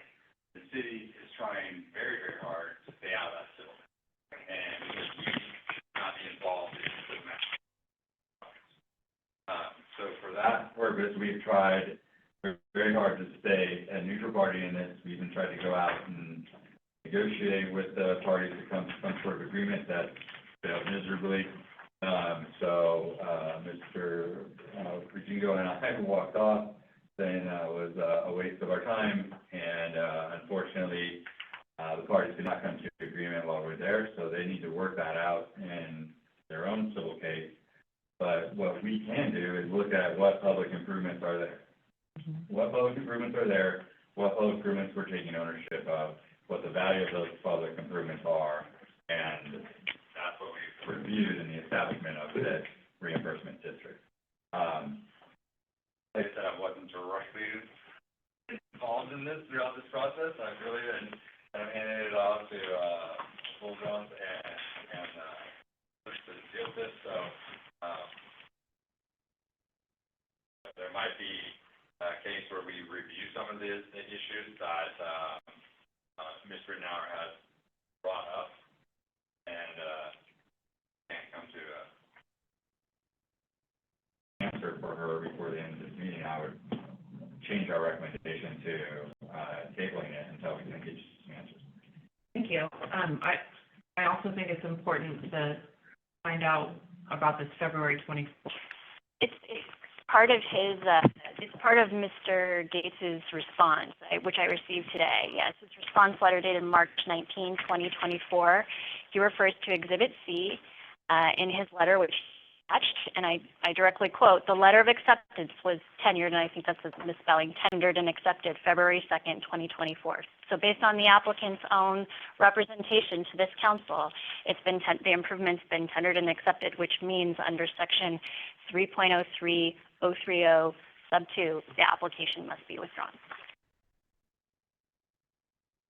And I'm not, so I'm going to have to defer, but I think that's obviously something that What I've been told is that we have not accepted the improvements that there's still there are two matters. One is there's civil litigation going on that we don't want to be involved in. And the other is that there's still punch list items that haven't been. So that's, and we talked about this before the meeting. So the way this is structured is, if you look at 3.03.030A, approval of the advanced financing of public improvements. The application must be submitted no later than 180 days after the public improvement is installed.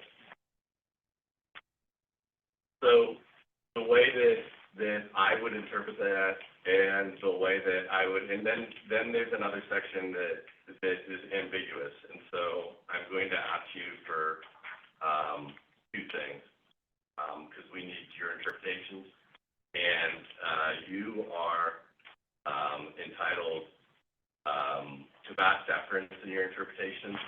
I know from a recent movie case that I did that staff doesn't get deference. We won that one anyway. We don't get deference. Those going to the court of appeals, so we may ask them. So what we intended was that when they would have to, I think what we intended is after the public improvement was installed and tendered and accepted, they'd have 180 days from that. And I don't know if this was Scrivener's error or exactly what happened, but that is contradictory. So I would need you as the council to interpret what the intent was. Then something else I would like to say, because it's been mentioned that there have been two different code sections. One that was in place at the time the conversation started, and another that's in place now. There's something in Oregon land use law called the fixed goalpost rule. The idea with the fixed goalpost rule is that if an application is made, that the applicant is entitled to the benefit of the code that is in place at the time of the application. And what that's intended to do is, like, say you had a allowed use in your code, you got an application, and then the city was like, we don't want that project. We don't think a gym should be in a C1 zone, whatever it is. That to the extent that they change their code to not allow that, the applicant is entitled to the code in place at the time. And so that is for the benefit, that along with things like the 120 days are for the benefit of the applicant only. So if the applicant wanted to submit the application under the prior code, they could have done so. We deemed it not complete. It was withdrawn. The applicant decided to submit it under the current code. So that's what happened there. But as far as the applicable timeline, if you guys could, when you're discussing this after you close the public hearing, if you could specify whether 3.03.020A is 180 days after acceptance of the public improvement, that would be much appreciated. So just for clarity purposes, it's my understanding we have not accepted public improvements yet, right? And the way this reads It is, said substantial completion has occurred, yes, but he's called the punch list. and then this says, an acknowledgement by the developer that the application will be automatically withdrawn if the public improvements are tendered to and accepted, or the advanced financing resolution adopted, advanced financing unit tendered into. So we haven't accepted the improvements yet. And so, I don't know, maybe I'm just reading it backwards, but it seems to me like we're in the right here. Go ahead. I wanted to ask, my city engineer, I made a recommendation to accept the changes that were and the city, that was a recommendation. However, the city, apparently they were not ready to accept the improvement. In fact, they wrote a letter to the applicant. That letter didn't make it. The letter is available, and it's public record.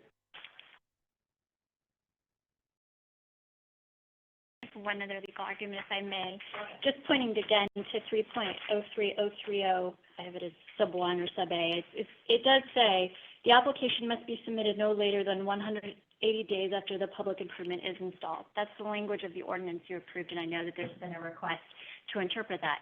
Is installed does not say tendered and accepted by the city. If you look through the application, it's very clear, and from the engineer's own report, they've been installed long ago.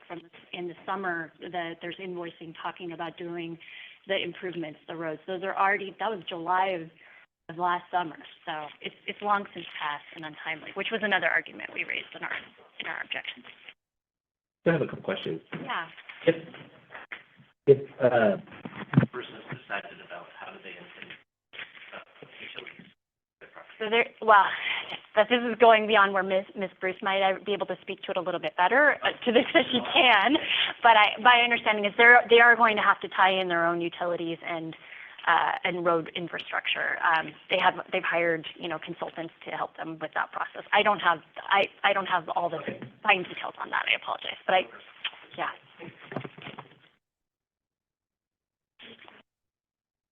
Right, an hour. I sort of feel like we need to be able to absorb all of this a little more before we can make a reasonable decision one way or another. Mm-hmm. You know? I understand. Yeah.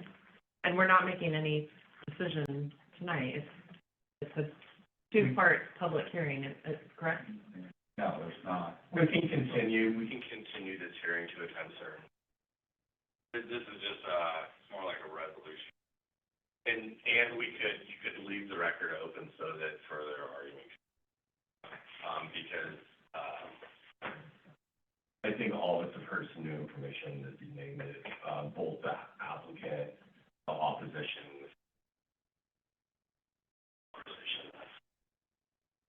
Thank you. Do you have any questions, Turner? No, I don't think so. Yeah. No. I agree. It's a lot of information, and I don't think that we should make any kind of rush decisions without, like you said, absorbing all the information and letting the city staff also look into any questions that have been raised or will be raised moving forward. Public comment. Correct. I was just talking. Okay. I do have a question, and that's maybe of Peter. Peter, I do have a question. So the city, you stated that the city does not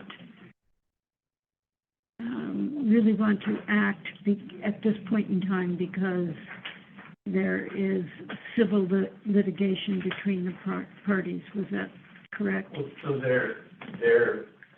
that is one of the reasons that we have not accepted the public improvement.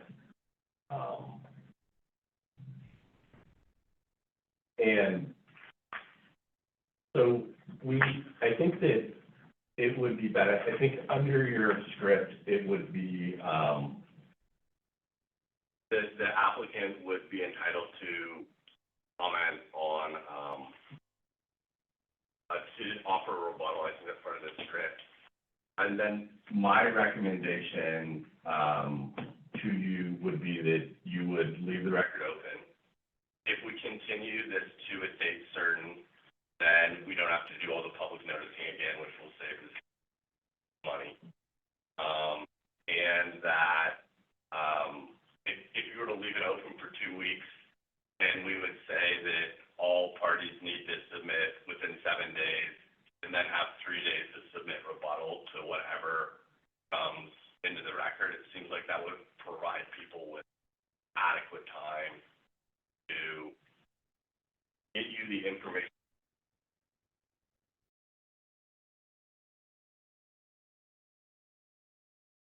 That sounds like a reasonable process.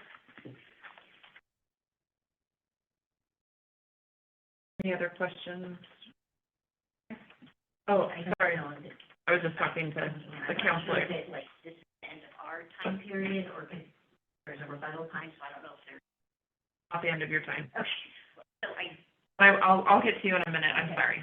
I'm going to try to go according to the script, and what it says is, are there any members of the audience that would like to speak in favor of this application?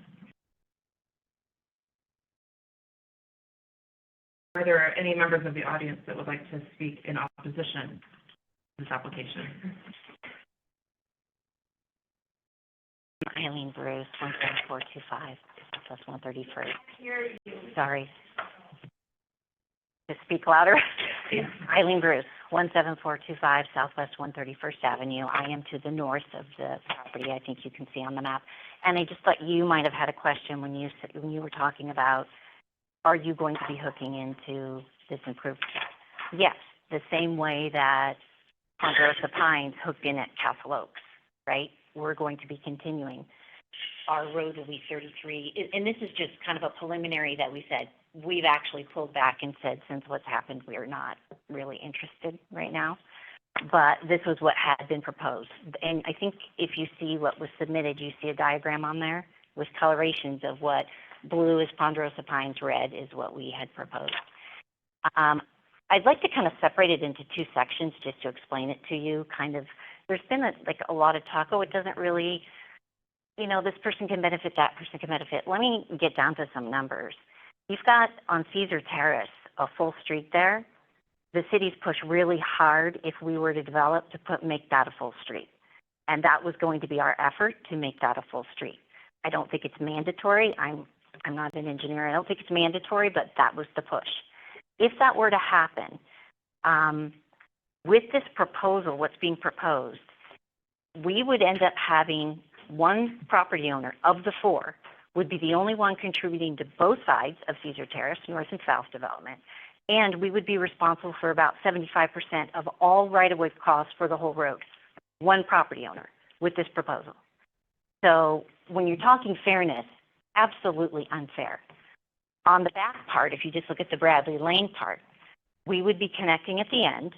Our road would be 33 feet wide instead of 28, what is currently on Bradley Lane. It'll widen into the development. Also, you'll see a little strip of pink there. That is because part of Ponderosa Pines' original development agreement, what was proposed is they had a curb and gutter there.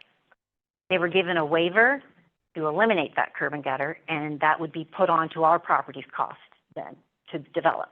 So what's there is not really a permanent improvement, it's a temporary improvement until development happens. That would mean that our property would be responsible for then cutting out about approximately 2 feet of asphalt, the entire length of Bradley Lane, to be able to install that. So we've added that additional cost on as well. So when we're talking fair, I don't think it's just a matter to your question, Mr. Manelis, that are you hooking in and so therefore you're getting a benefit? Yes. I think I asked how. Oh, how are you doing? Okay. So we are attaching, but we will also have 3 connection points, which I would argue are more expensive. The one at Bradley Lane and 2 at both ends of Caesar Terrace that we would have to connect to. So there's variances in the different projects, but our argument is that our costs will be equal to or greater than what was already put in. And what was put in services that development, nothing like over and above that development. I also want to address what our attorney has said regarding the pumping and the damage done. Say insult to injury would be an understatement. We have personally been going out and pumping water out of our storm system on a regular basis out into the street because it's backing up. We have someone coming in our crawl space to help us eliminate the water that's in there and try to solve the problem. But because this is like, the defect went in September, we've been dealing with it since September, the notice of defect, with no movement at all to be able to do that. So the city saying that they have, that hasn't been approved because of this one item. There hasn't been anything happening on that street since last September.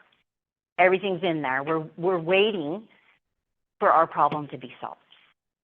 So I know, Mr. Gates had a response he gave today. I didn't get to see it because just the attorney saw it really quickly, but I saw a few things, claiming that there's no storm. I just want to assure you that we have had third parties.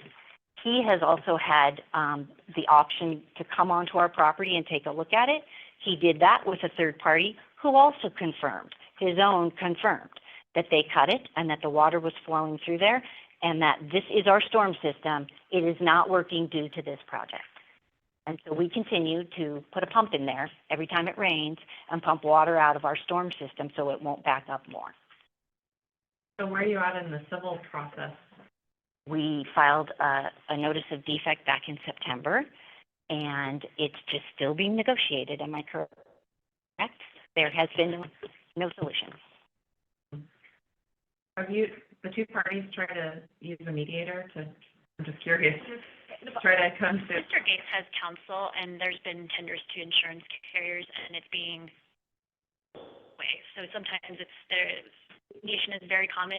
We're waiting for a response. I mean, this is just my opinion, I'm going to share. That would be great if that could be resolved. To get some kind of working together kind of towards a solution. That's just my opinion. It would be great. Yeah, it'd be great if that could be resolved. Yes. I just would like to encourage the parties to. We're 100% on board with that. Civil matters, so that be a little less murky waters to try to resolve this application, in my opinion. Okay. Any other questions? No. Thank you. Thank you very much. Okay, does anyone wish to provide neutral comment, like I just did? Anyone? Yes. Hi. Welcome to your new job. My name is Steve Jacobson, 17408 Caesar Terrace, and I am directly affected by the apartment complex that is designed to go in back there. I live right on Caesar Terrace where it's intended to push through, and I know that that has been platted for years. Mike and I have talked about it, and it's going to 22 houses on Caesar Terrace because of the amount of traffic. People are, when they leave the apartment complex, they're going to go north. They're not going to go south when that finally breaks through. I understand that's not the issue that we're talking about here, but so my comments have changed quite a bit in listening to what's been said here. But I guess I would just want to impress on you, there's a lot of people that are going to be negatively affected by this development in terms of noise and in terms of traffic and in terms of our property values, which are going to take a hit because we live on a quiet street, and that's no longer going to be the case, at least during the time that people go north to work and in the evening when they come back from work. So I object to the whole project. No offense to the people that have worked really hard on it. I understand what you're saying about your plans and all of that stuff. I do intend to object to the push through of Caesar Terrace, which is going to cause problems. No offense to you, but I would just say that as a new city council, it's not, in my opinion, it's not just your responsibility to get this matter off the table. This is just an interim matter that happens during the course of these projects, but it's not just your responsibility to get this off the table, but it's also your responsibility to look at how this impacts the neighbors at large. And I just ask you to do that. And it's going to take more time to do that. And I know people aren't going to be happy that it's going to take more time, but I'm just asking you please to do that as you get your feet wet here. And that's all I got.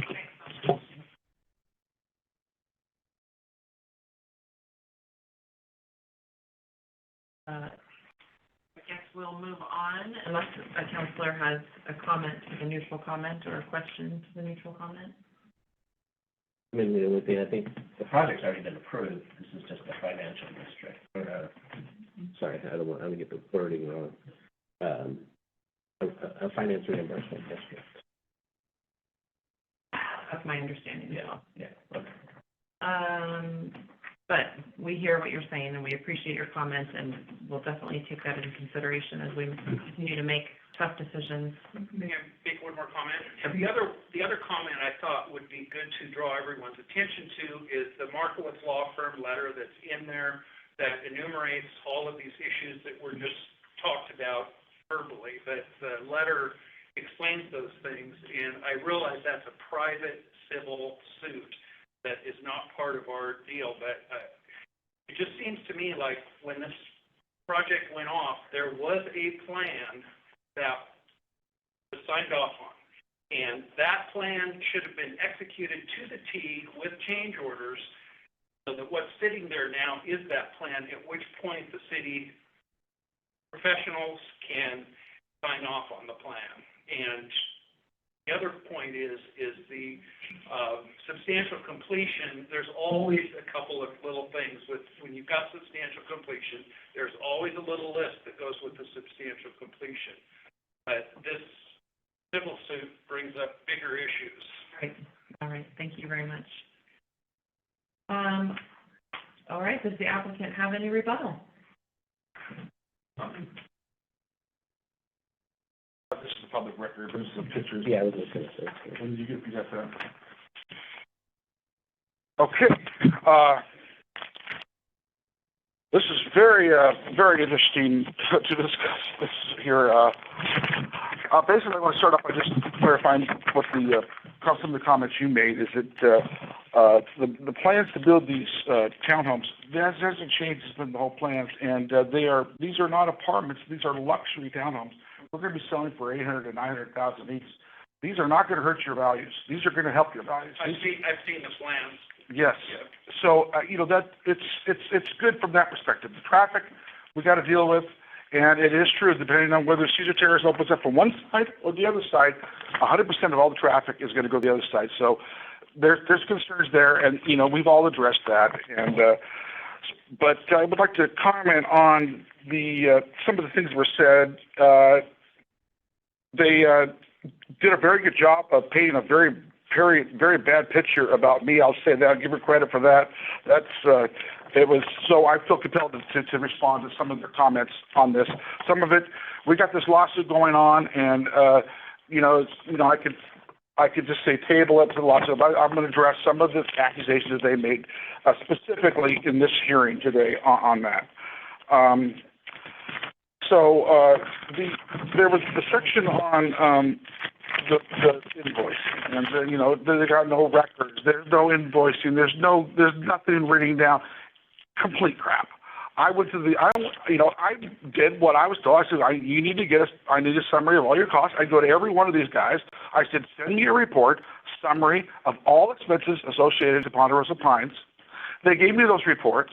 It was a summary. I submitted those to the city. The city said, yeah, this looks good to me, because it was accurate, and I will swear that they weren't touched by me. They're the exact numbers. So basically, you got a table with exact numbers instead of 20 pages of invoices, but it's all there perfectly. It's a ruse to get you to think that I'm out of control. The numbers are out of control. We got no invoices. We have no idea where the money's at. No, it's specific in there, exact. The numbers are exact, and I stand by that. So that's what lawyers do. They try to throw in the little, make it look pretty gruesome. In reality, it isn't. So I'd just like to say that all reported expenses and invoices are accurate and factual. King City deemed the application complete, meaning they were satisfied with the proof of payment I provided and did not ask me for any more details. So I gave them what they wanted, and that's up to you and them to see if it. And if it's going to be said, I get all the more information you want. Then there was a note there. I think that what happened was because we have these, there's some wording in there that's not quite clear, you know, is it substantial complete, is it acceptance, is it, when was it passed, and I can't speak for them, but they were referencing, they did a public records request, and that was when I was still in the draft phase, and I'm not sure, we're just trying to figure out how to do this, and I had this draft, and it had a lot of scrubbing to do. I mean, the first draft, I think, was like $1 million, like $900,000. Now it's down to $566. So the lawyer would know, but I was just curious. I mean, if something in the draft, is that public records that's got to go in, because it did confuse things. I mean, but in any case, that has a date in it because the applicant was earlier, and you know, there's different dates, and I just basically, we got to figure out what dates apply, and I've shown everything here that I can. So that's up to you guys to figure out what the story is with that, and what these dates mean, and what's real, how do you start, and when do you stop, and acceptance. Now and then in the section here they had this 3.03030 thing. There's wording in there about, you know, it says the application must be submitted no later than 100 days after the public improvement installed. Well, you take my dates that I believe, and I checked around, and they confirmed, and I have the application, and that's the other thing. The application I had, when it says when was the utilities done, I said, well, October. I'm thinking that's when I knew most of the costs, and I could roll it up, but that wasn't the real date. And they said, well, that was the date, but that was just the date. I believe the data was there for me to actually roll up what the costs were. So that's confusing, and so there was that, and then so the substantial completion letter was sent, I believe, January 29th, and I included it in my documentation, and I put the letter there. It said that's what I believed it was, and that's in there. So we can work on that, and then the letter of acceptance, that was something that also I added in my exhibits as to when. Is it based after the letter of acceptance? Is it substantial complete? Again, we've talked about that. We don't need to talk about that really anymore. And then there was a section in there about withdrawn. Does it have to be withdrawn? Is the date, or did you miss your date? Did you do this before the withdrawal? And what I show is the advanced finance reimbursement system was made effective November 28th. And then the letter of acceptance was tendered on February 2nd. So the application shall not be withdrawn since the public improvements were tendered to be and accepted by the city after the advanced financing resolution was made. So it has all to do with dates. We're not going to solve that here.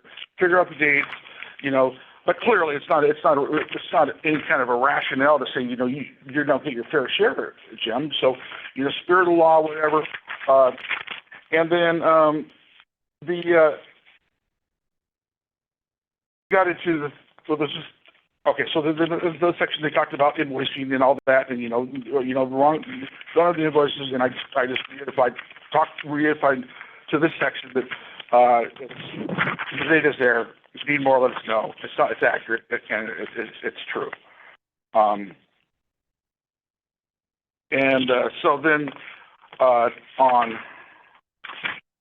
then there was a section. I'm just kind of going over the main points here. I'm not going to go through the whole thing. You can read it. And then there was FUD. You guys know what FUD is?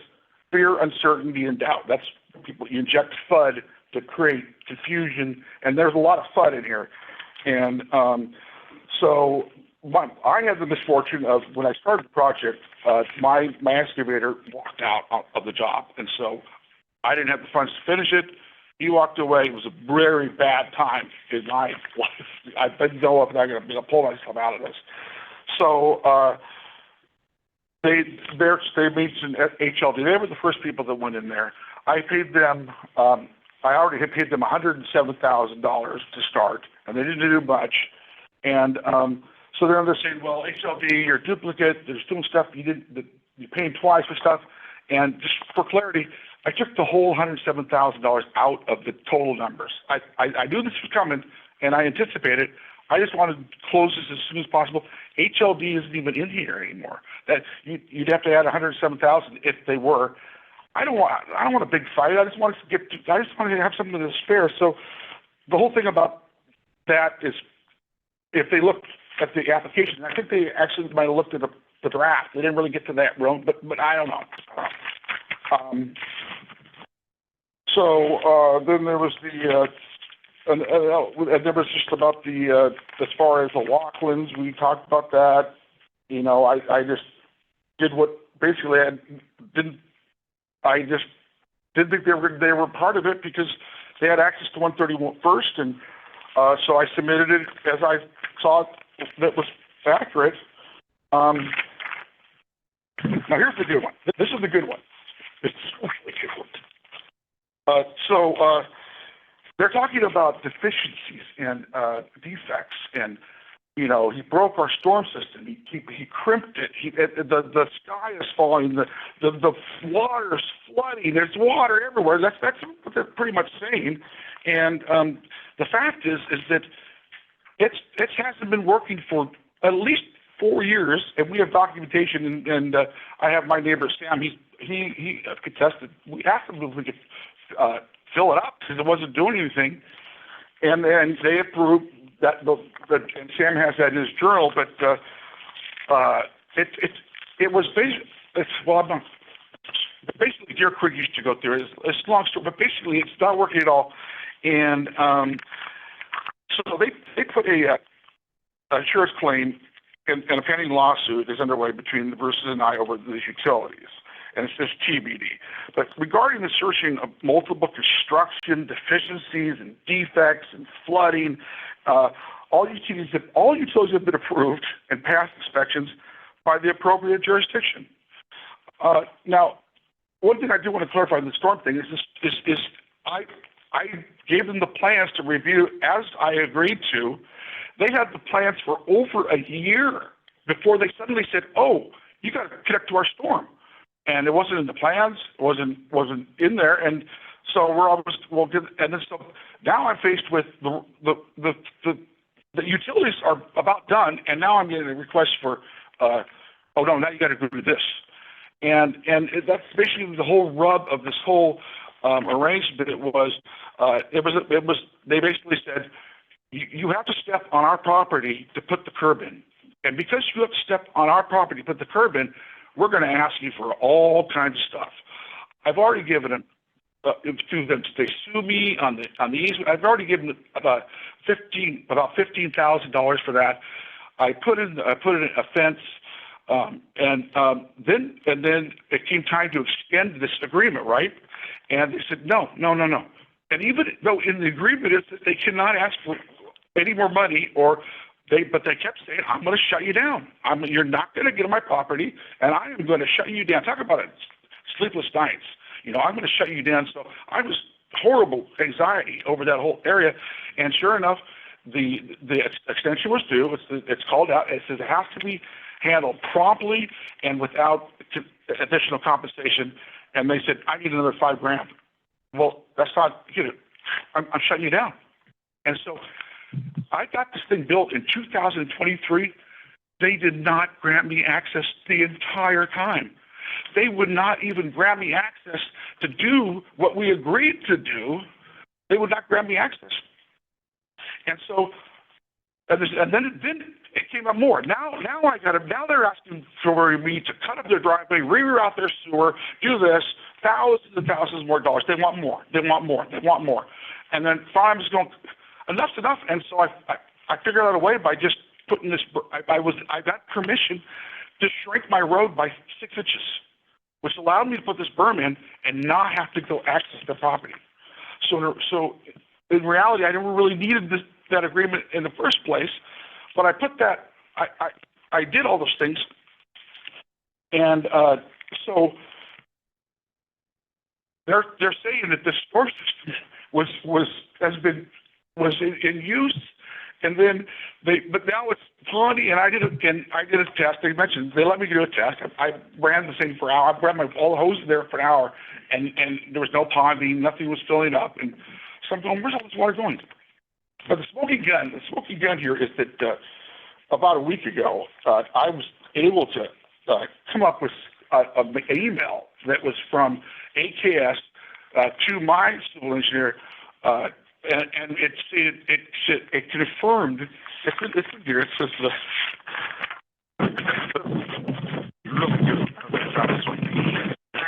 oh, it's my turn almost? Okay, let me just close by saying, I want to say one thing. Oh. That the stormwater damage, the storm drain damage is a civil matter. It's not anything that. Yes, I hear you. But and all I really want to say in addition is that this letter said that they confirmed that the Bruces have been tying their stormwater inappropriate into the sewer line. That's not anything that we have. Okay, well, that's fine. Falling on deaf ears because that is a legal matter. So we'll let that lawsuit take its course. Yeah, there are no deficiencies, there are no defects. Okay. Thank you so much for your work. Okay. Out of interest of time, I think a 5-minute recess should be in order. I know we're in the middle of a public hearing, but we've gone on too long without a 5-minute break. So 5 to 10 minutes. We are breaking now.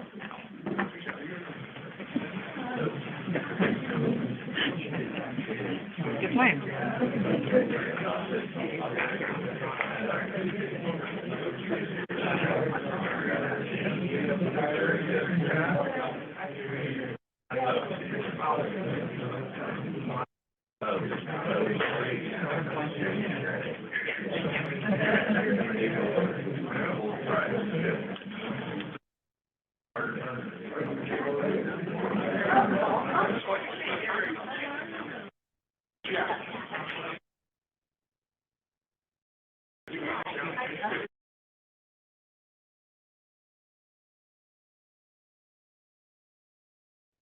Ask the staff if they have anything to add. So, hopefully everyone can hear me. If not, first off, I just want to state that, the city's interest here is to get a completed project. At the end of the day, if the neighbors aren't, willing to work together on north boundaries, south boundaries, or they can't come to agreement on that, then we have to deal with what we have. So our engineer came up with a solution to deal with what we had in the situation. That was the berm on the north side. As for the personal issue with the drainage, we have marked the former storm drain that now dead ends under our road as being a punch item that is not acceptable, and Mr. Gates will have to fix that. So that was one of the items that was identified as being unacceptable, so we have to fix that somehow, some way. Our goal here is not to interfere between neighbors, so I think, Mayor, you did a great job of identifying that we really are not involved in this. This is a personal item, and we're not in it.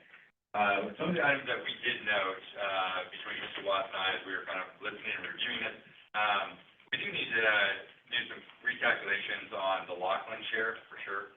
And if Mr. Gates and Mr. Lockland form an agreement for, those shares, that share needs to be applied to, the Mr. Gates side of this equation. So we'll do some look at that. Looks like it's about 19% maybe. I can say that the numbers that we've applied are really locked into the improvements that are there. So our numbers are solid, and we feel sound that this is the final number, the 559 number is solid and secure on what those improvement costs are. On that though, we still need to do the divvy up, for monumentation first. So, I'm going to pass it to Mr. Watts. So just to note that the amount that was originally submitted for the reimbursement district was $1,161,717. And so, what Fulgens did was review all of those numbers to determine what was eligible and what was not. All the non-eligible, amounts, including prior construction work, that had to be redone, that was all pulled out, and that's how we arrived at a number that was, I think, less than half of that. And again, we heard loud and clear about the percentage, and we're going to take another look at that. My recommendation tonight would be that we would continue this hearing to a time certain, which would be April 17th. I checked with Adele. She has depositions that day, though thinks she can make it, but I'm gonna ask Mike that this be put, towards the end of the agenda to make sure she has sufficient time. I would suggest that all parties would have 2 weeks to support, to submit materials, and then 1 week to submit responsive materials to those. That would give you, city council, a full week in order, 2 weeks to review the initial, and then a full week to, review the responses, and hopefully that will give you the information you need to make an informed decision on it. That'd be April 17th at 6 p.m. And staff has all of the accounting, like invoicing, okay. Yeah. Well, I have to say, I agree with that Yeah. timeline. I think that sounds like the path that we should follow. My fellow councilors agree on that? I agree. Okay. Do we need a motion? Yeah, I think at this time I'll ask for a motion to continue the public hearing. Continue the public hearing. Make a motion to continue the public hearing to next council meeting, April 17th, for the advanced finance reimbursement for Ponderosa Pines subdivision.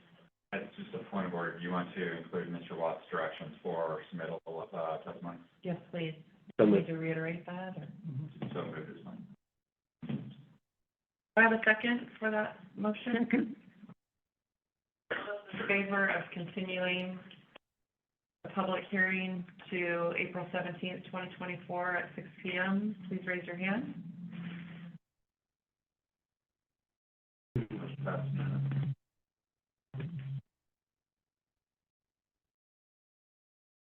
I think that's the end of my script. That is the end of my script. Okay, thank you for all of those that came and submitted your comments. We appreciate coming. 2 items left on our agenda, believe it or not. Are there any of these items that we can push to next month? D, because we don't have those documents, right? D. Yeah, the development agreement we can push off. The other one is just, Consor agreement to do the yellow book And on, there's proclamations or stuff, maybe we can. Westside Trail segment.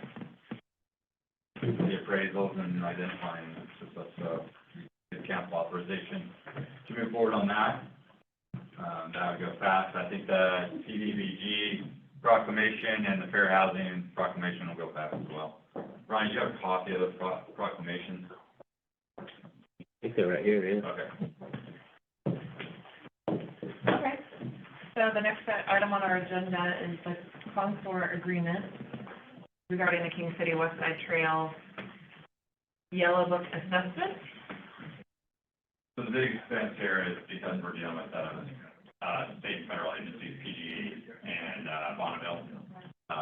Anytime you're dealing with them, it's gonna be a bit more of a lift on trying to get all those properties, consolidated. So that's why the contract is more expensive than initially thought. I think we were initially believing it was gonna be around, 30 to 45,000. Sorry, just pausing. Is there some, excuse me out there. Sorry. Okay, thank you. So yeah, I think our initial estimate for those are gonna be about 30 to 45,000 to do that. In order for the city to undertake improvement projects, we need to own the property to expend public funds on both. So that's part of that, whole assessment. This is the first step on that. This is gonna be like a long grant process. This is the Westside Trail Segment 1. Now I think it's been renamed Westside Trail Segment 3 because it's extended now further south, beyond our border. It has the bridge that crosses the Tualatin River. We have, we're trying to program an ADA boat ramp and floating dock for kayak launches. We're trying to program kayak launch or kayak lockers, electronic, bike stations, charging stations, park features, public restrooms, nature park, wetland enhancements on the linear wetland there. There's additional wetlands about halfway down the segment near the Capulet crossings that need to be reviewed and looked at and brought in. on the terrain, there's limited uses depending on the terrain, but it should be a fun and exciting project where we get to think about what kind of amenities we like to see in our park. Do we want to have a nature park, pickleball court, skate park, a BMX course, community garden, did I mention dog park, soccer field? We basically have a strip that's about half a mile long and about 200 plus feet wide. So we have a great opportunity here to program in some really cool park features throughout this area and make it a nice amenity. So this will be part of that.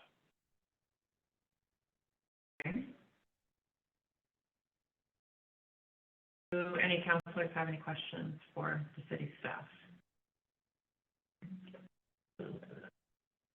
So I do. So this master consulting services agreement with Consor, that is consultation as to what is appropriate, or with help with getting the right-of-way agreements, just what is involved? So they're doing all the appraisals and approaching property owners and everything else for the acquisition of those parcels. That's what it is. It's all the prep work for the final acquisition of the parcel.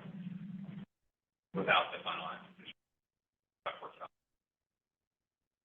We have to have in order to even apply for some of the grants for property acquisition. So if we were to apply for, say, the Metro regional bond or regional trail grant for property acquisition component, they would require the Yellow Book appraisals to be compiled first.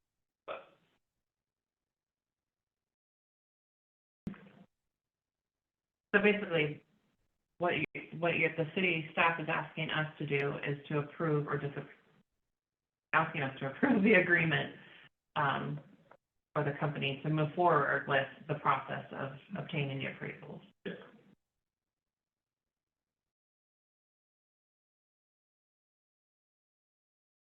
Questions? I guess I'll entertain a motion to approve the Yellow Book assessment management contract agreement or Consor agreement.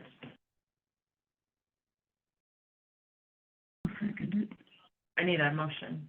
Oh, I'm sorry. Well, Back to motion. I will, I move that we accept the Consor agreement to do the work necessary for the easement acceptance properties, and I probably didn't say that. That's okay, it's complicated. Close enough, yeah. A second. Okay, all those in favor? 3-0. Great, thank you.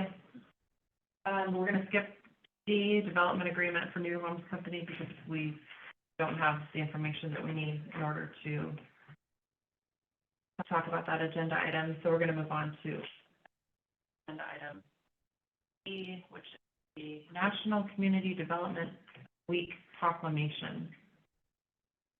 I'm gonna have the copy, I'll read it, or can tell me what page of the packet it is, I'll go to it. Toward the very end. I just clicked on a link. I have the agenda, but click the link. I'll read the, National Community Development Week first, right? Yep. All right, Proclamation National Community Development Week, April 1st through April 5th, 2024, whereas the week of April 1st through April 5th, 2024, has been designated as National Community Development Week by the National Community Development Association to celebrate the Community Development Block Grant Program and the Home Investment Partnerships Home Program. And whereas the CDBG program provides annual funding and flexibility to local communities to provide decent, safe, and sanitary housing, a suitable living environment, and economic opportunities to low and moderate income peoples. And whereas the Home Investment Partnership program provides funding to local communities to create decent, safe, affordable housing opportunities for low-income persons Nationally, over 1 million units of affordable housing have been completed using home funds. And whereas over the program's history, our community has received a total of $1,036,426 in CDBG funds. Now therefore be it resolved that the City of King City designates the week of April 1st through April 5th, 2024 as National Community Development Week in support of these two valuable programs that have made tremendous contributions to the viability of the housing stock infrastructure, public services, and economic vitality of our community. Be it further resolved that this community urges Congress and the administration to recognize the outstanding work being done locally and nationally by the Community Development Block Grant Program and the Home Investment Partnerships Program by supporting increased funding for both programs in the fiscal year 2024.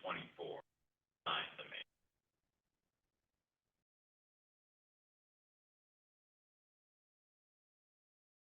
Thank you. Ryan, do you need a vote on this? It doesn't look like we need to vote. All right. We proclaim. Okay. And then I'll read them. Yeah.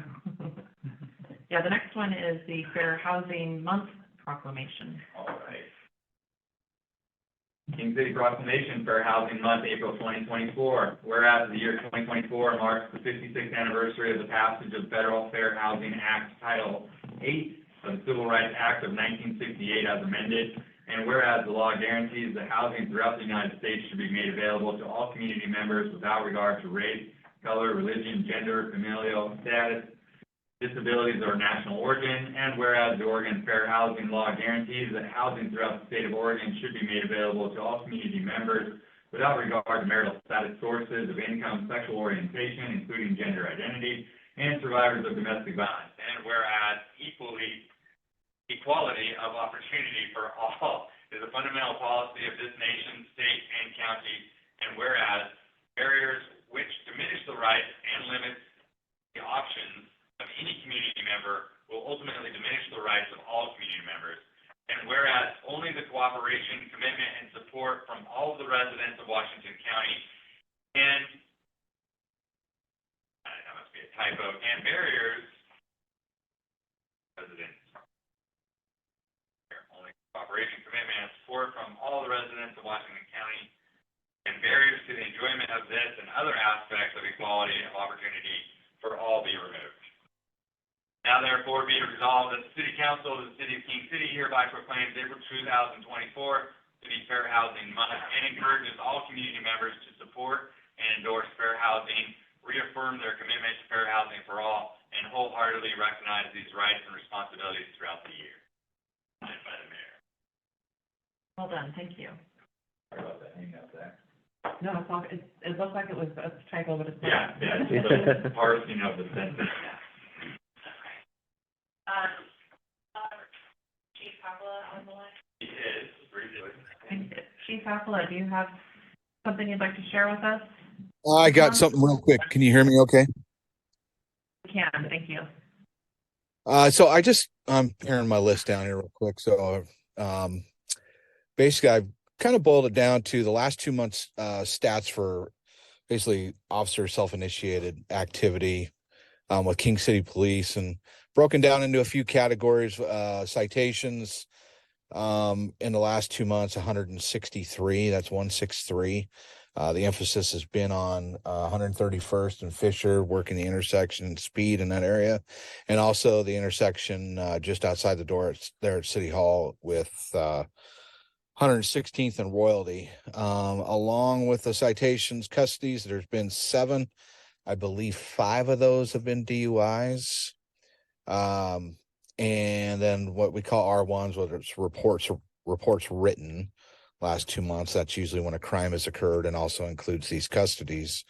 At 41, officers going out and doing preemptive stuff such as premise checks. It'd be 63. That could be checking, people that are on vacation, checking businesses, rattling some doors, making sure everything's locked up real tight. And then extra patrols where they actually document when they're in a certain area of the community, and there's 414 of those over the last 2 months. And I'm sorry, I missed kind of the earlier, if somebody can help me out, there was kind of a traffic complaint. Was it King George? Was the speeding traffic complaint? That's by the Yes. by the laundromat that goes down. Not by the laundromat. It's where we did this study. We did this study. Okay. Where I previously did up on King George, between like 123rd and Prince Albert. Yes. Yeah. Ding, ding. You got it. Okay, I'd previously done a traffic study there that I know I gave the stats out, you know, it's I within the last 6 or 8 months, but I'm more than happy to do another one and, you know, provided information. I believe the last one I did was a 5-day study, measured over 1,000 cars. And I'm willing to do that again just to, you know, provide the information so the council's aware of the statistics that are there and the data. And that's all I have. And I'm any questions? Yeah, my only question, and I think I already know the answer, is the uptick in citations. Is it because we now have actually a complete police force? Is that why we're seeing more traffic citations and things of that nature? I think, you know, what we're seeing is 2 officers that are pretty motivated and taking care of, you know, traffic and, you know, working on enforcement and education. And so that's kind of been an uptick. And so obviously traffic complaints are my number 1 complaint that's received at the office. And so when we have certain areas where there's, you know, activity, we'll do some focused enforcement. And so then you start to see those numbers kind of go upward. And so I'm pretty sure those numbers are probably going to stay steady for a little while, just with what we're doing. And so, you know, it's one of those that, you know, obviously we're trying to educate, but there's also issues where, you know, violations are kind of egregious where they end up getting cited. So it's, you know, it's an interesting time. Like I said, even the uptick in the DUIs, you know, Officer Montgomery has, you know, previously been a DRE, a drug recognition expert, and specialized in DUI. So all of a sudden we have him out working. And so that's you know, that's a facet of the job that he enjoys. And so we'll see those numbers continue to go up as well. All right, thank you so much. May I make a comment? I'm sorry. Okay. You can definitely email us though, or the chief if you have something you wanted to do. Because it's about the study. Okay, yeah, if you want to just send the chief an email directly, that might be the way to go. Do you agree with that, Chief Hapola, that if a community member has a concern about a traffic safety issue, that they can reach out to you via email? Yeah, they can always email me. Okay, thank you. All right, thank you, Chief. Manager report. All right, so, wanted to, start off with letting y'all know next week, I'll be at the IMA conference for most of that week over at Westside. Max here, he'll be running the planning commission meeting. They're doing a workshop on the 800 unit subdivision, occurring between Elsner and Roy Rogers. So that will be preliminary session on that. We were served an application with 2 5 explainers. Thousands of pages that Max and Keith and Full Johns have been tackling all week long, and trying to do completeness checks on all those things as well. One of the components we need to have resolved before that goes forward is, of course, the development agreement.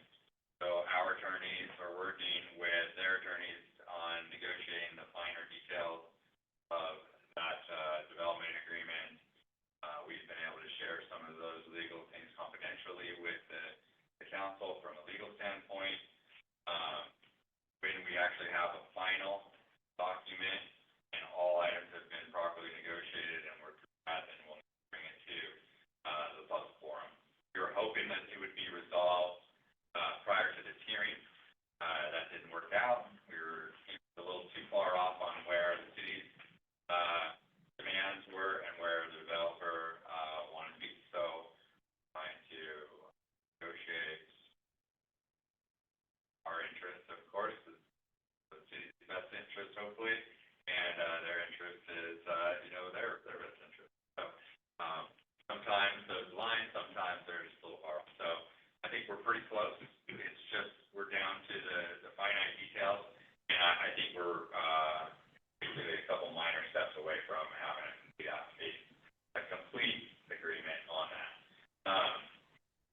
development agreement, then we'll work at an improvement agreement, after at the planning commission level, right? When the planning commission approves the project with conditions, then we'll work on the improvement agreement at that point in time.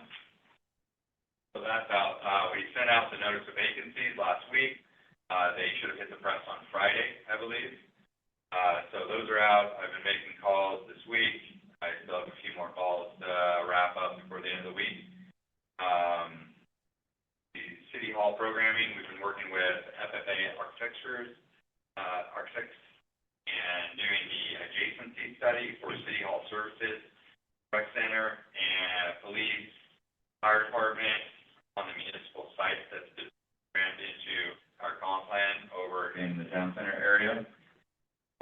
So we have some preliminary design concepts and ideas, they're all blocks, so it's all rudimentary block, but you're welcome to take a look at those and provide any input on that while we're talking with the architect. The other thing is Westside Trail segment. We've already kind of dove into that on what's coming down with that. There is some public involvement. We just approved the public involvement plan, and so we'll be working toward implementing that public involvement plan over the next few months, where there should be a open house. Hopefully get an open house in May. Provide some public input on what kind of parks programming we want to program into that strip. That will take some time. Like I mentioned earlier, this is probably a multi-year grant process. We might be able to get a grant to do the trail, then a grant to do a field, and then a grant to do bike park, and a grant to do a community garden, or a grant to do a kayak launch. It's going to be piecemeal, but at least we'll have the plan together, right? So hopefully at the end of the day, we have a full kind of Westside Trail segment 3 master plan area. We should put together. Finally is the local wetland inventory taking off as well. So community members will likely receive notice from King City that David Evans and Associate Scientists will be out and about and asking for access to properties for wetland survey work throughout the Kingston Terrace. So, that's my update. That's what we're working on now. We also have, we can continue the goals that we've had established previously. There's a lot out there. A lot of that is what I just discussed. But there's other elements that we may want to consider. This building needs a new roof. We're leaking here and everywhere. We also need a new furnace. So we have a series of bids that we've asked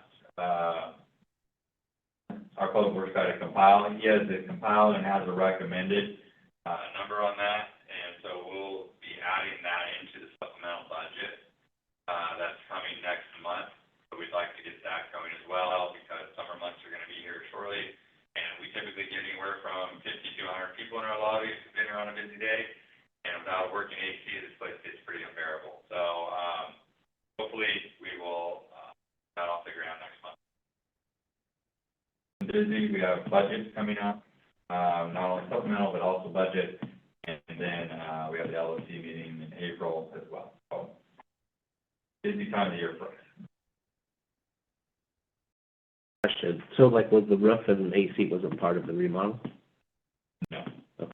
So we tried to do the remodel, basically stripping everything down to the bones that was in here, but leaving the outer.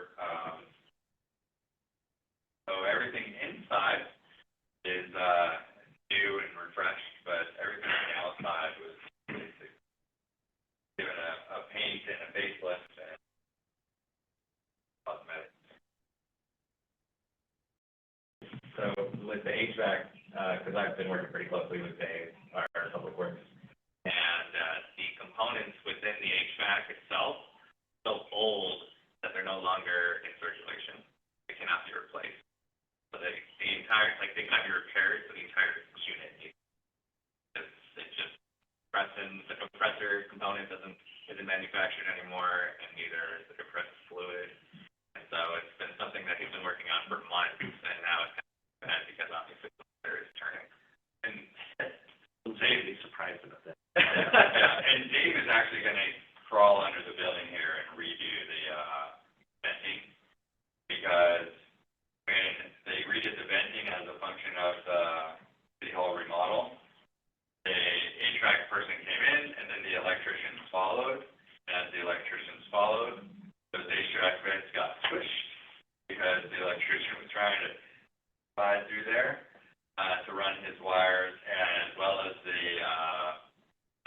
low voltage, the security system, and everything else. So there's some major reworking of the configuration of the vents, because there's certain rooms within the back of the building that go in and you're blasted with hot air. It's cold. Yeah, you're either freezing, you're either in the restroom freezing, or you're in the offices cooking. So, problem, we're gonna see if we can get it addressed. I have a question. When is the budget committee meeting? It should be coming out here in, May. Typically it's in May, and then the city council meets in June, usually 1 or 2 meetings in June.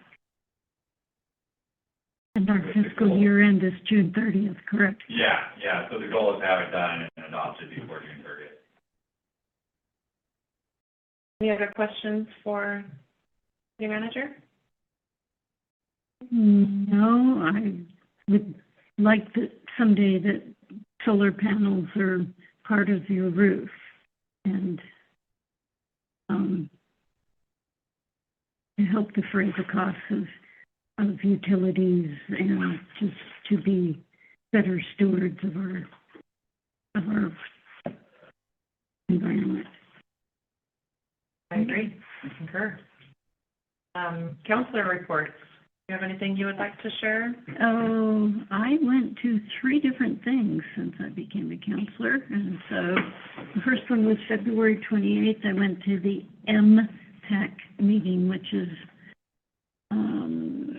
it's a metro meeting. And they were talking about garbage and recycling depots, and that getting citizen input, that they are trying to have smaller depots and more of them to make it more convenient to people to bring their garbage and their recycling. So that was kind of one of the big takeaways of that meeting. And that regarding the urban growth boundary, we will continue to grow, but not at the rate that was probably forecast 10 years ago. And part of it has to do with older people living longer. And so we are kind of making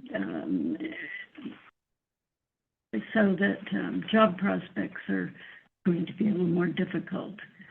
And then I went to TPAC, which is the transportation tech for Metro, and that, they are talking about the Westside multimodal plans, and their current concentration of work will be basically Highway 26 and 217 for the near future. Then I went to the Westside Economic Alliance on March 14th, which was a basically 5-hour conference with people from Northwest Natural and ODOT, and how Washington County basically is all of the jurisdictions working together to try to coordinate housing and transportation and finding funding for the regional growth that we all assume is going to happen because everything grows. So that's about all I have to say. Thank you. Councilor Todd, can I ask a question? When you went to the JPAC Metro JPAC, did they talk about the ODOT tolling? I did not go to JPAC, I went to MPAC. MPAC, okay, oh, TPAC, sorry. Did you go to the TPAC one as well? No, Just MPAC? no, TPAC. Okay. And so did at any of those conferences were they talking about the ODOT tolling? Because my understanding is ODOT's backing off from the tolling project now. So there. Yeah. Okay, all right. Councilor Manelli? Okay. I have a few words. Okay. So, I'm saddened by the current state of the city. With the recall fresh and the vacated council seat posted for applications, I'm deeply disappointed in citizens who voted for the recall that have not stepped up. Every single one of you should be submitting an application. So far, several citizens have stepped up and submitted an application. We need more so we can have a diverse section of candidates to choose from that reflect the diversity of this city. Contrary to the emails I have received, we can't appoint temporary candidates, so there can be a vote in November of who they want. Everyone that voted yes should have read and understood the city charter that we must follow. We have to appoint applicants to fill in the remaining time on the 4 candidates that were recalled. After the last meeting, where we chose a mayor and council president, I received congratulations from some residents. There's nothing here to congratulate or celebrate. This further cements my belief that lots of people will not step up to be on council, yet will sit back and say nasty things to the current council members. The negative emails I have received are appalling. I thought our community was better than this, especially geared towards city staff. Some thought that they voted out staff members and asked why they were still at City Hall. I believe this shows what false narratives the Yes on the Recall campaign put out into the community. Other people told me they have formed a group and are putting together a, quote, website like Nextdoor but for King City, unquote. If anyone knows about Nextdoor, it's one of the most toxic social media platforms in existence. And if that's something this community wants, I definitely don't want to be around to see what happens to this great community.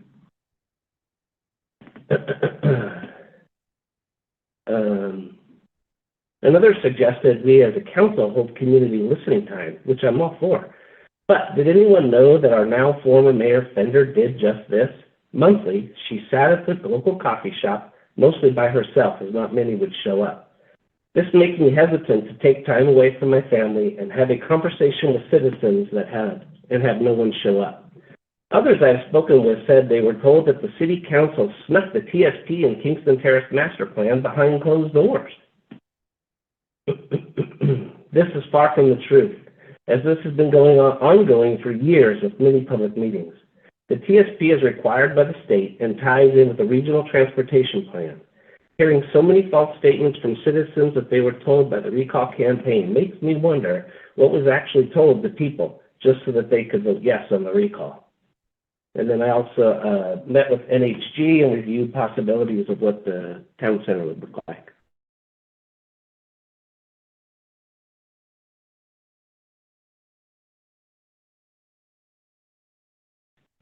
But NHG. NHC. Your home company or home company? Oh, sorry, C. I was calling it. MLG, NHC.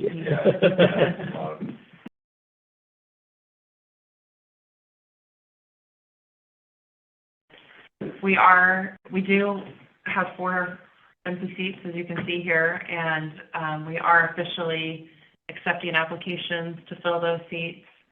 The process is that 30 days after the public notice has been made, which was made last Friday, that starts the timeline of 30 days that we leave a window open to receive applications. And after that 30 days, we will extend an invitation to some and possibly all of the applicants to interview, depending on how many applications we receive. If we end up receiving too many applications, we're not really sure how that'll look for interviews. So that's something that we're going to have to figure out as we go through the process and possibly come up with a solution. So far, we've received 7, I believe, applications just in the last several days. So looking like we will receive a lot of applications, which is great. We'll be tasked with making that decision, which is not a decision that we take lightly. It's gonna be complicated, it's gonna be hard, but it's something that we have to do. So we're hopeful that we'll be able to make some decisions on that next month. And that's gonna be kind of our focus. Right now, we're reaching out to community members and encouraging community members to apply positions. And that is all I have, because that's kind of my focus right now, is to fill these seats. With that, I think it's probably about time that we adjourn, so I will welcome a motion to adjourn at this point. I move that we adjourn this meeting. Thank you. Second. All those in favor? Thank you. We are adjourned officially. Thank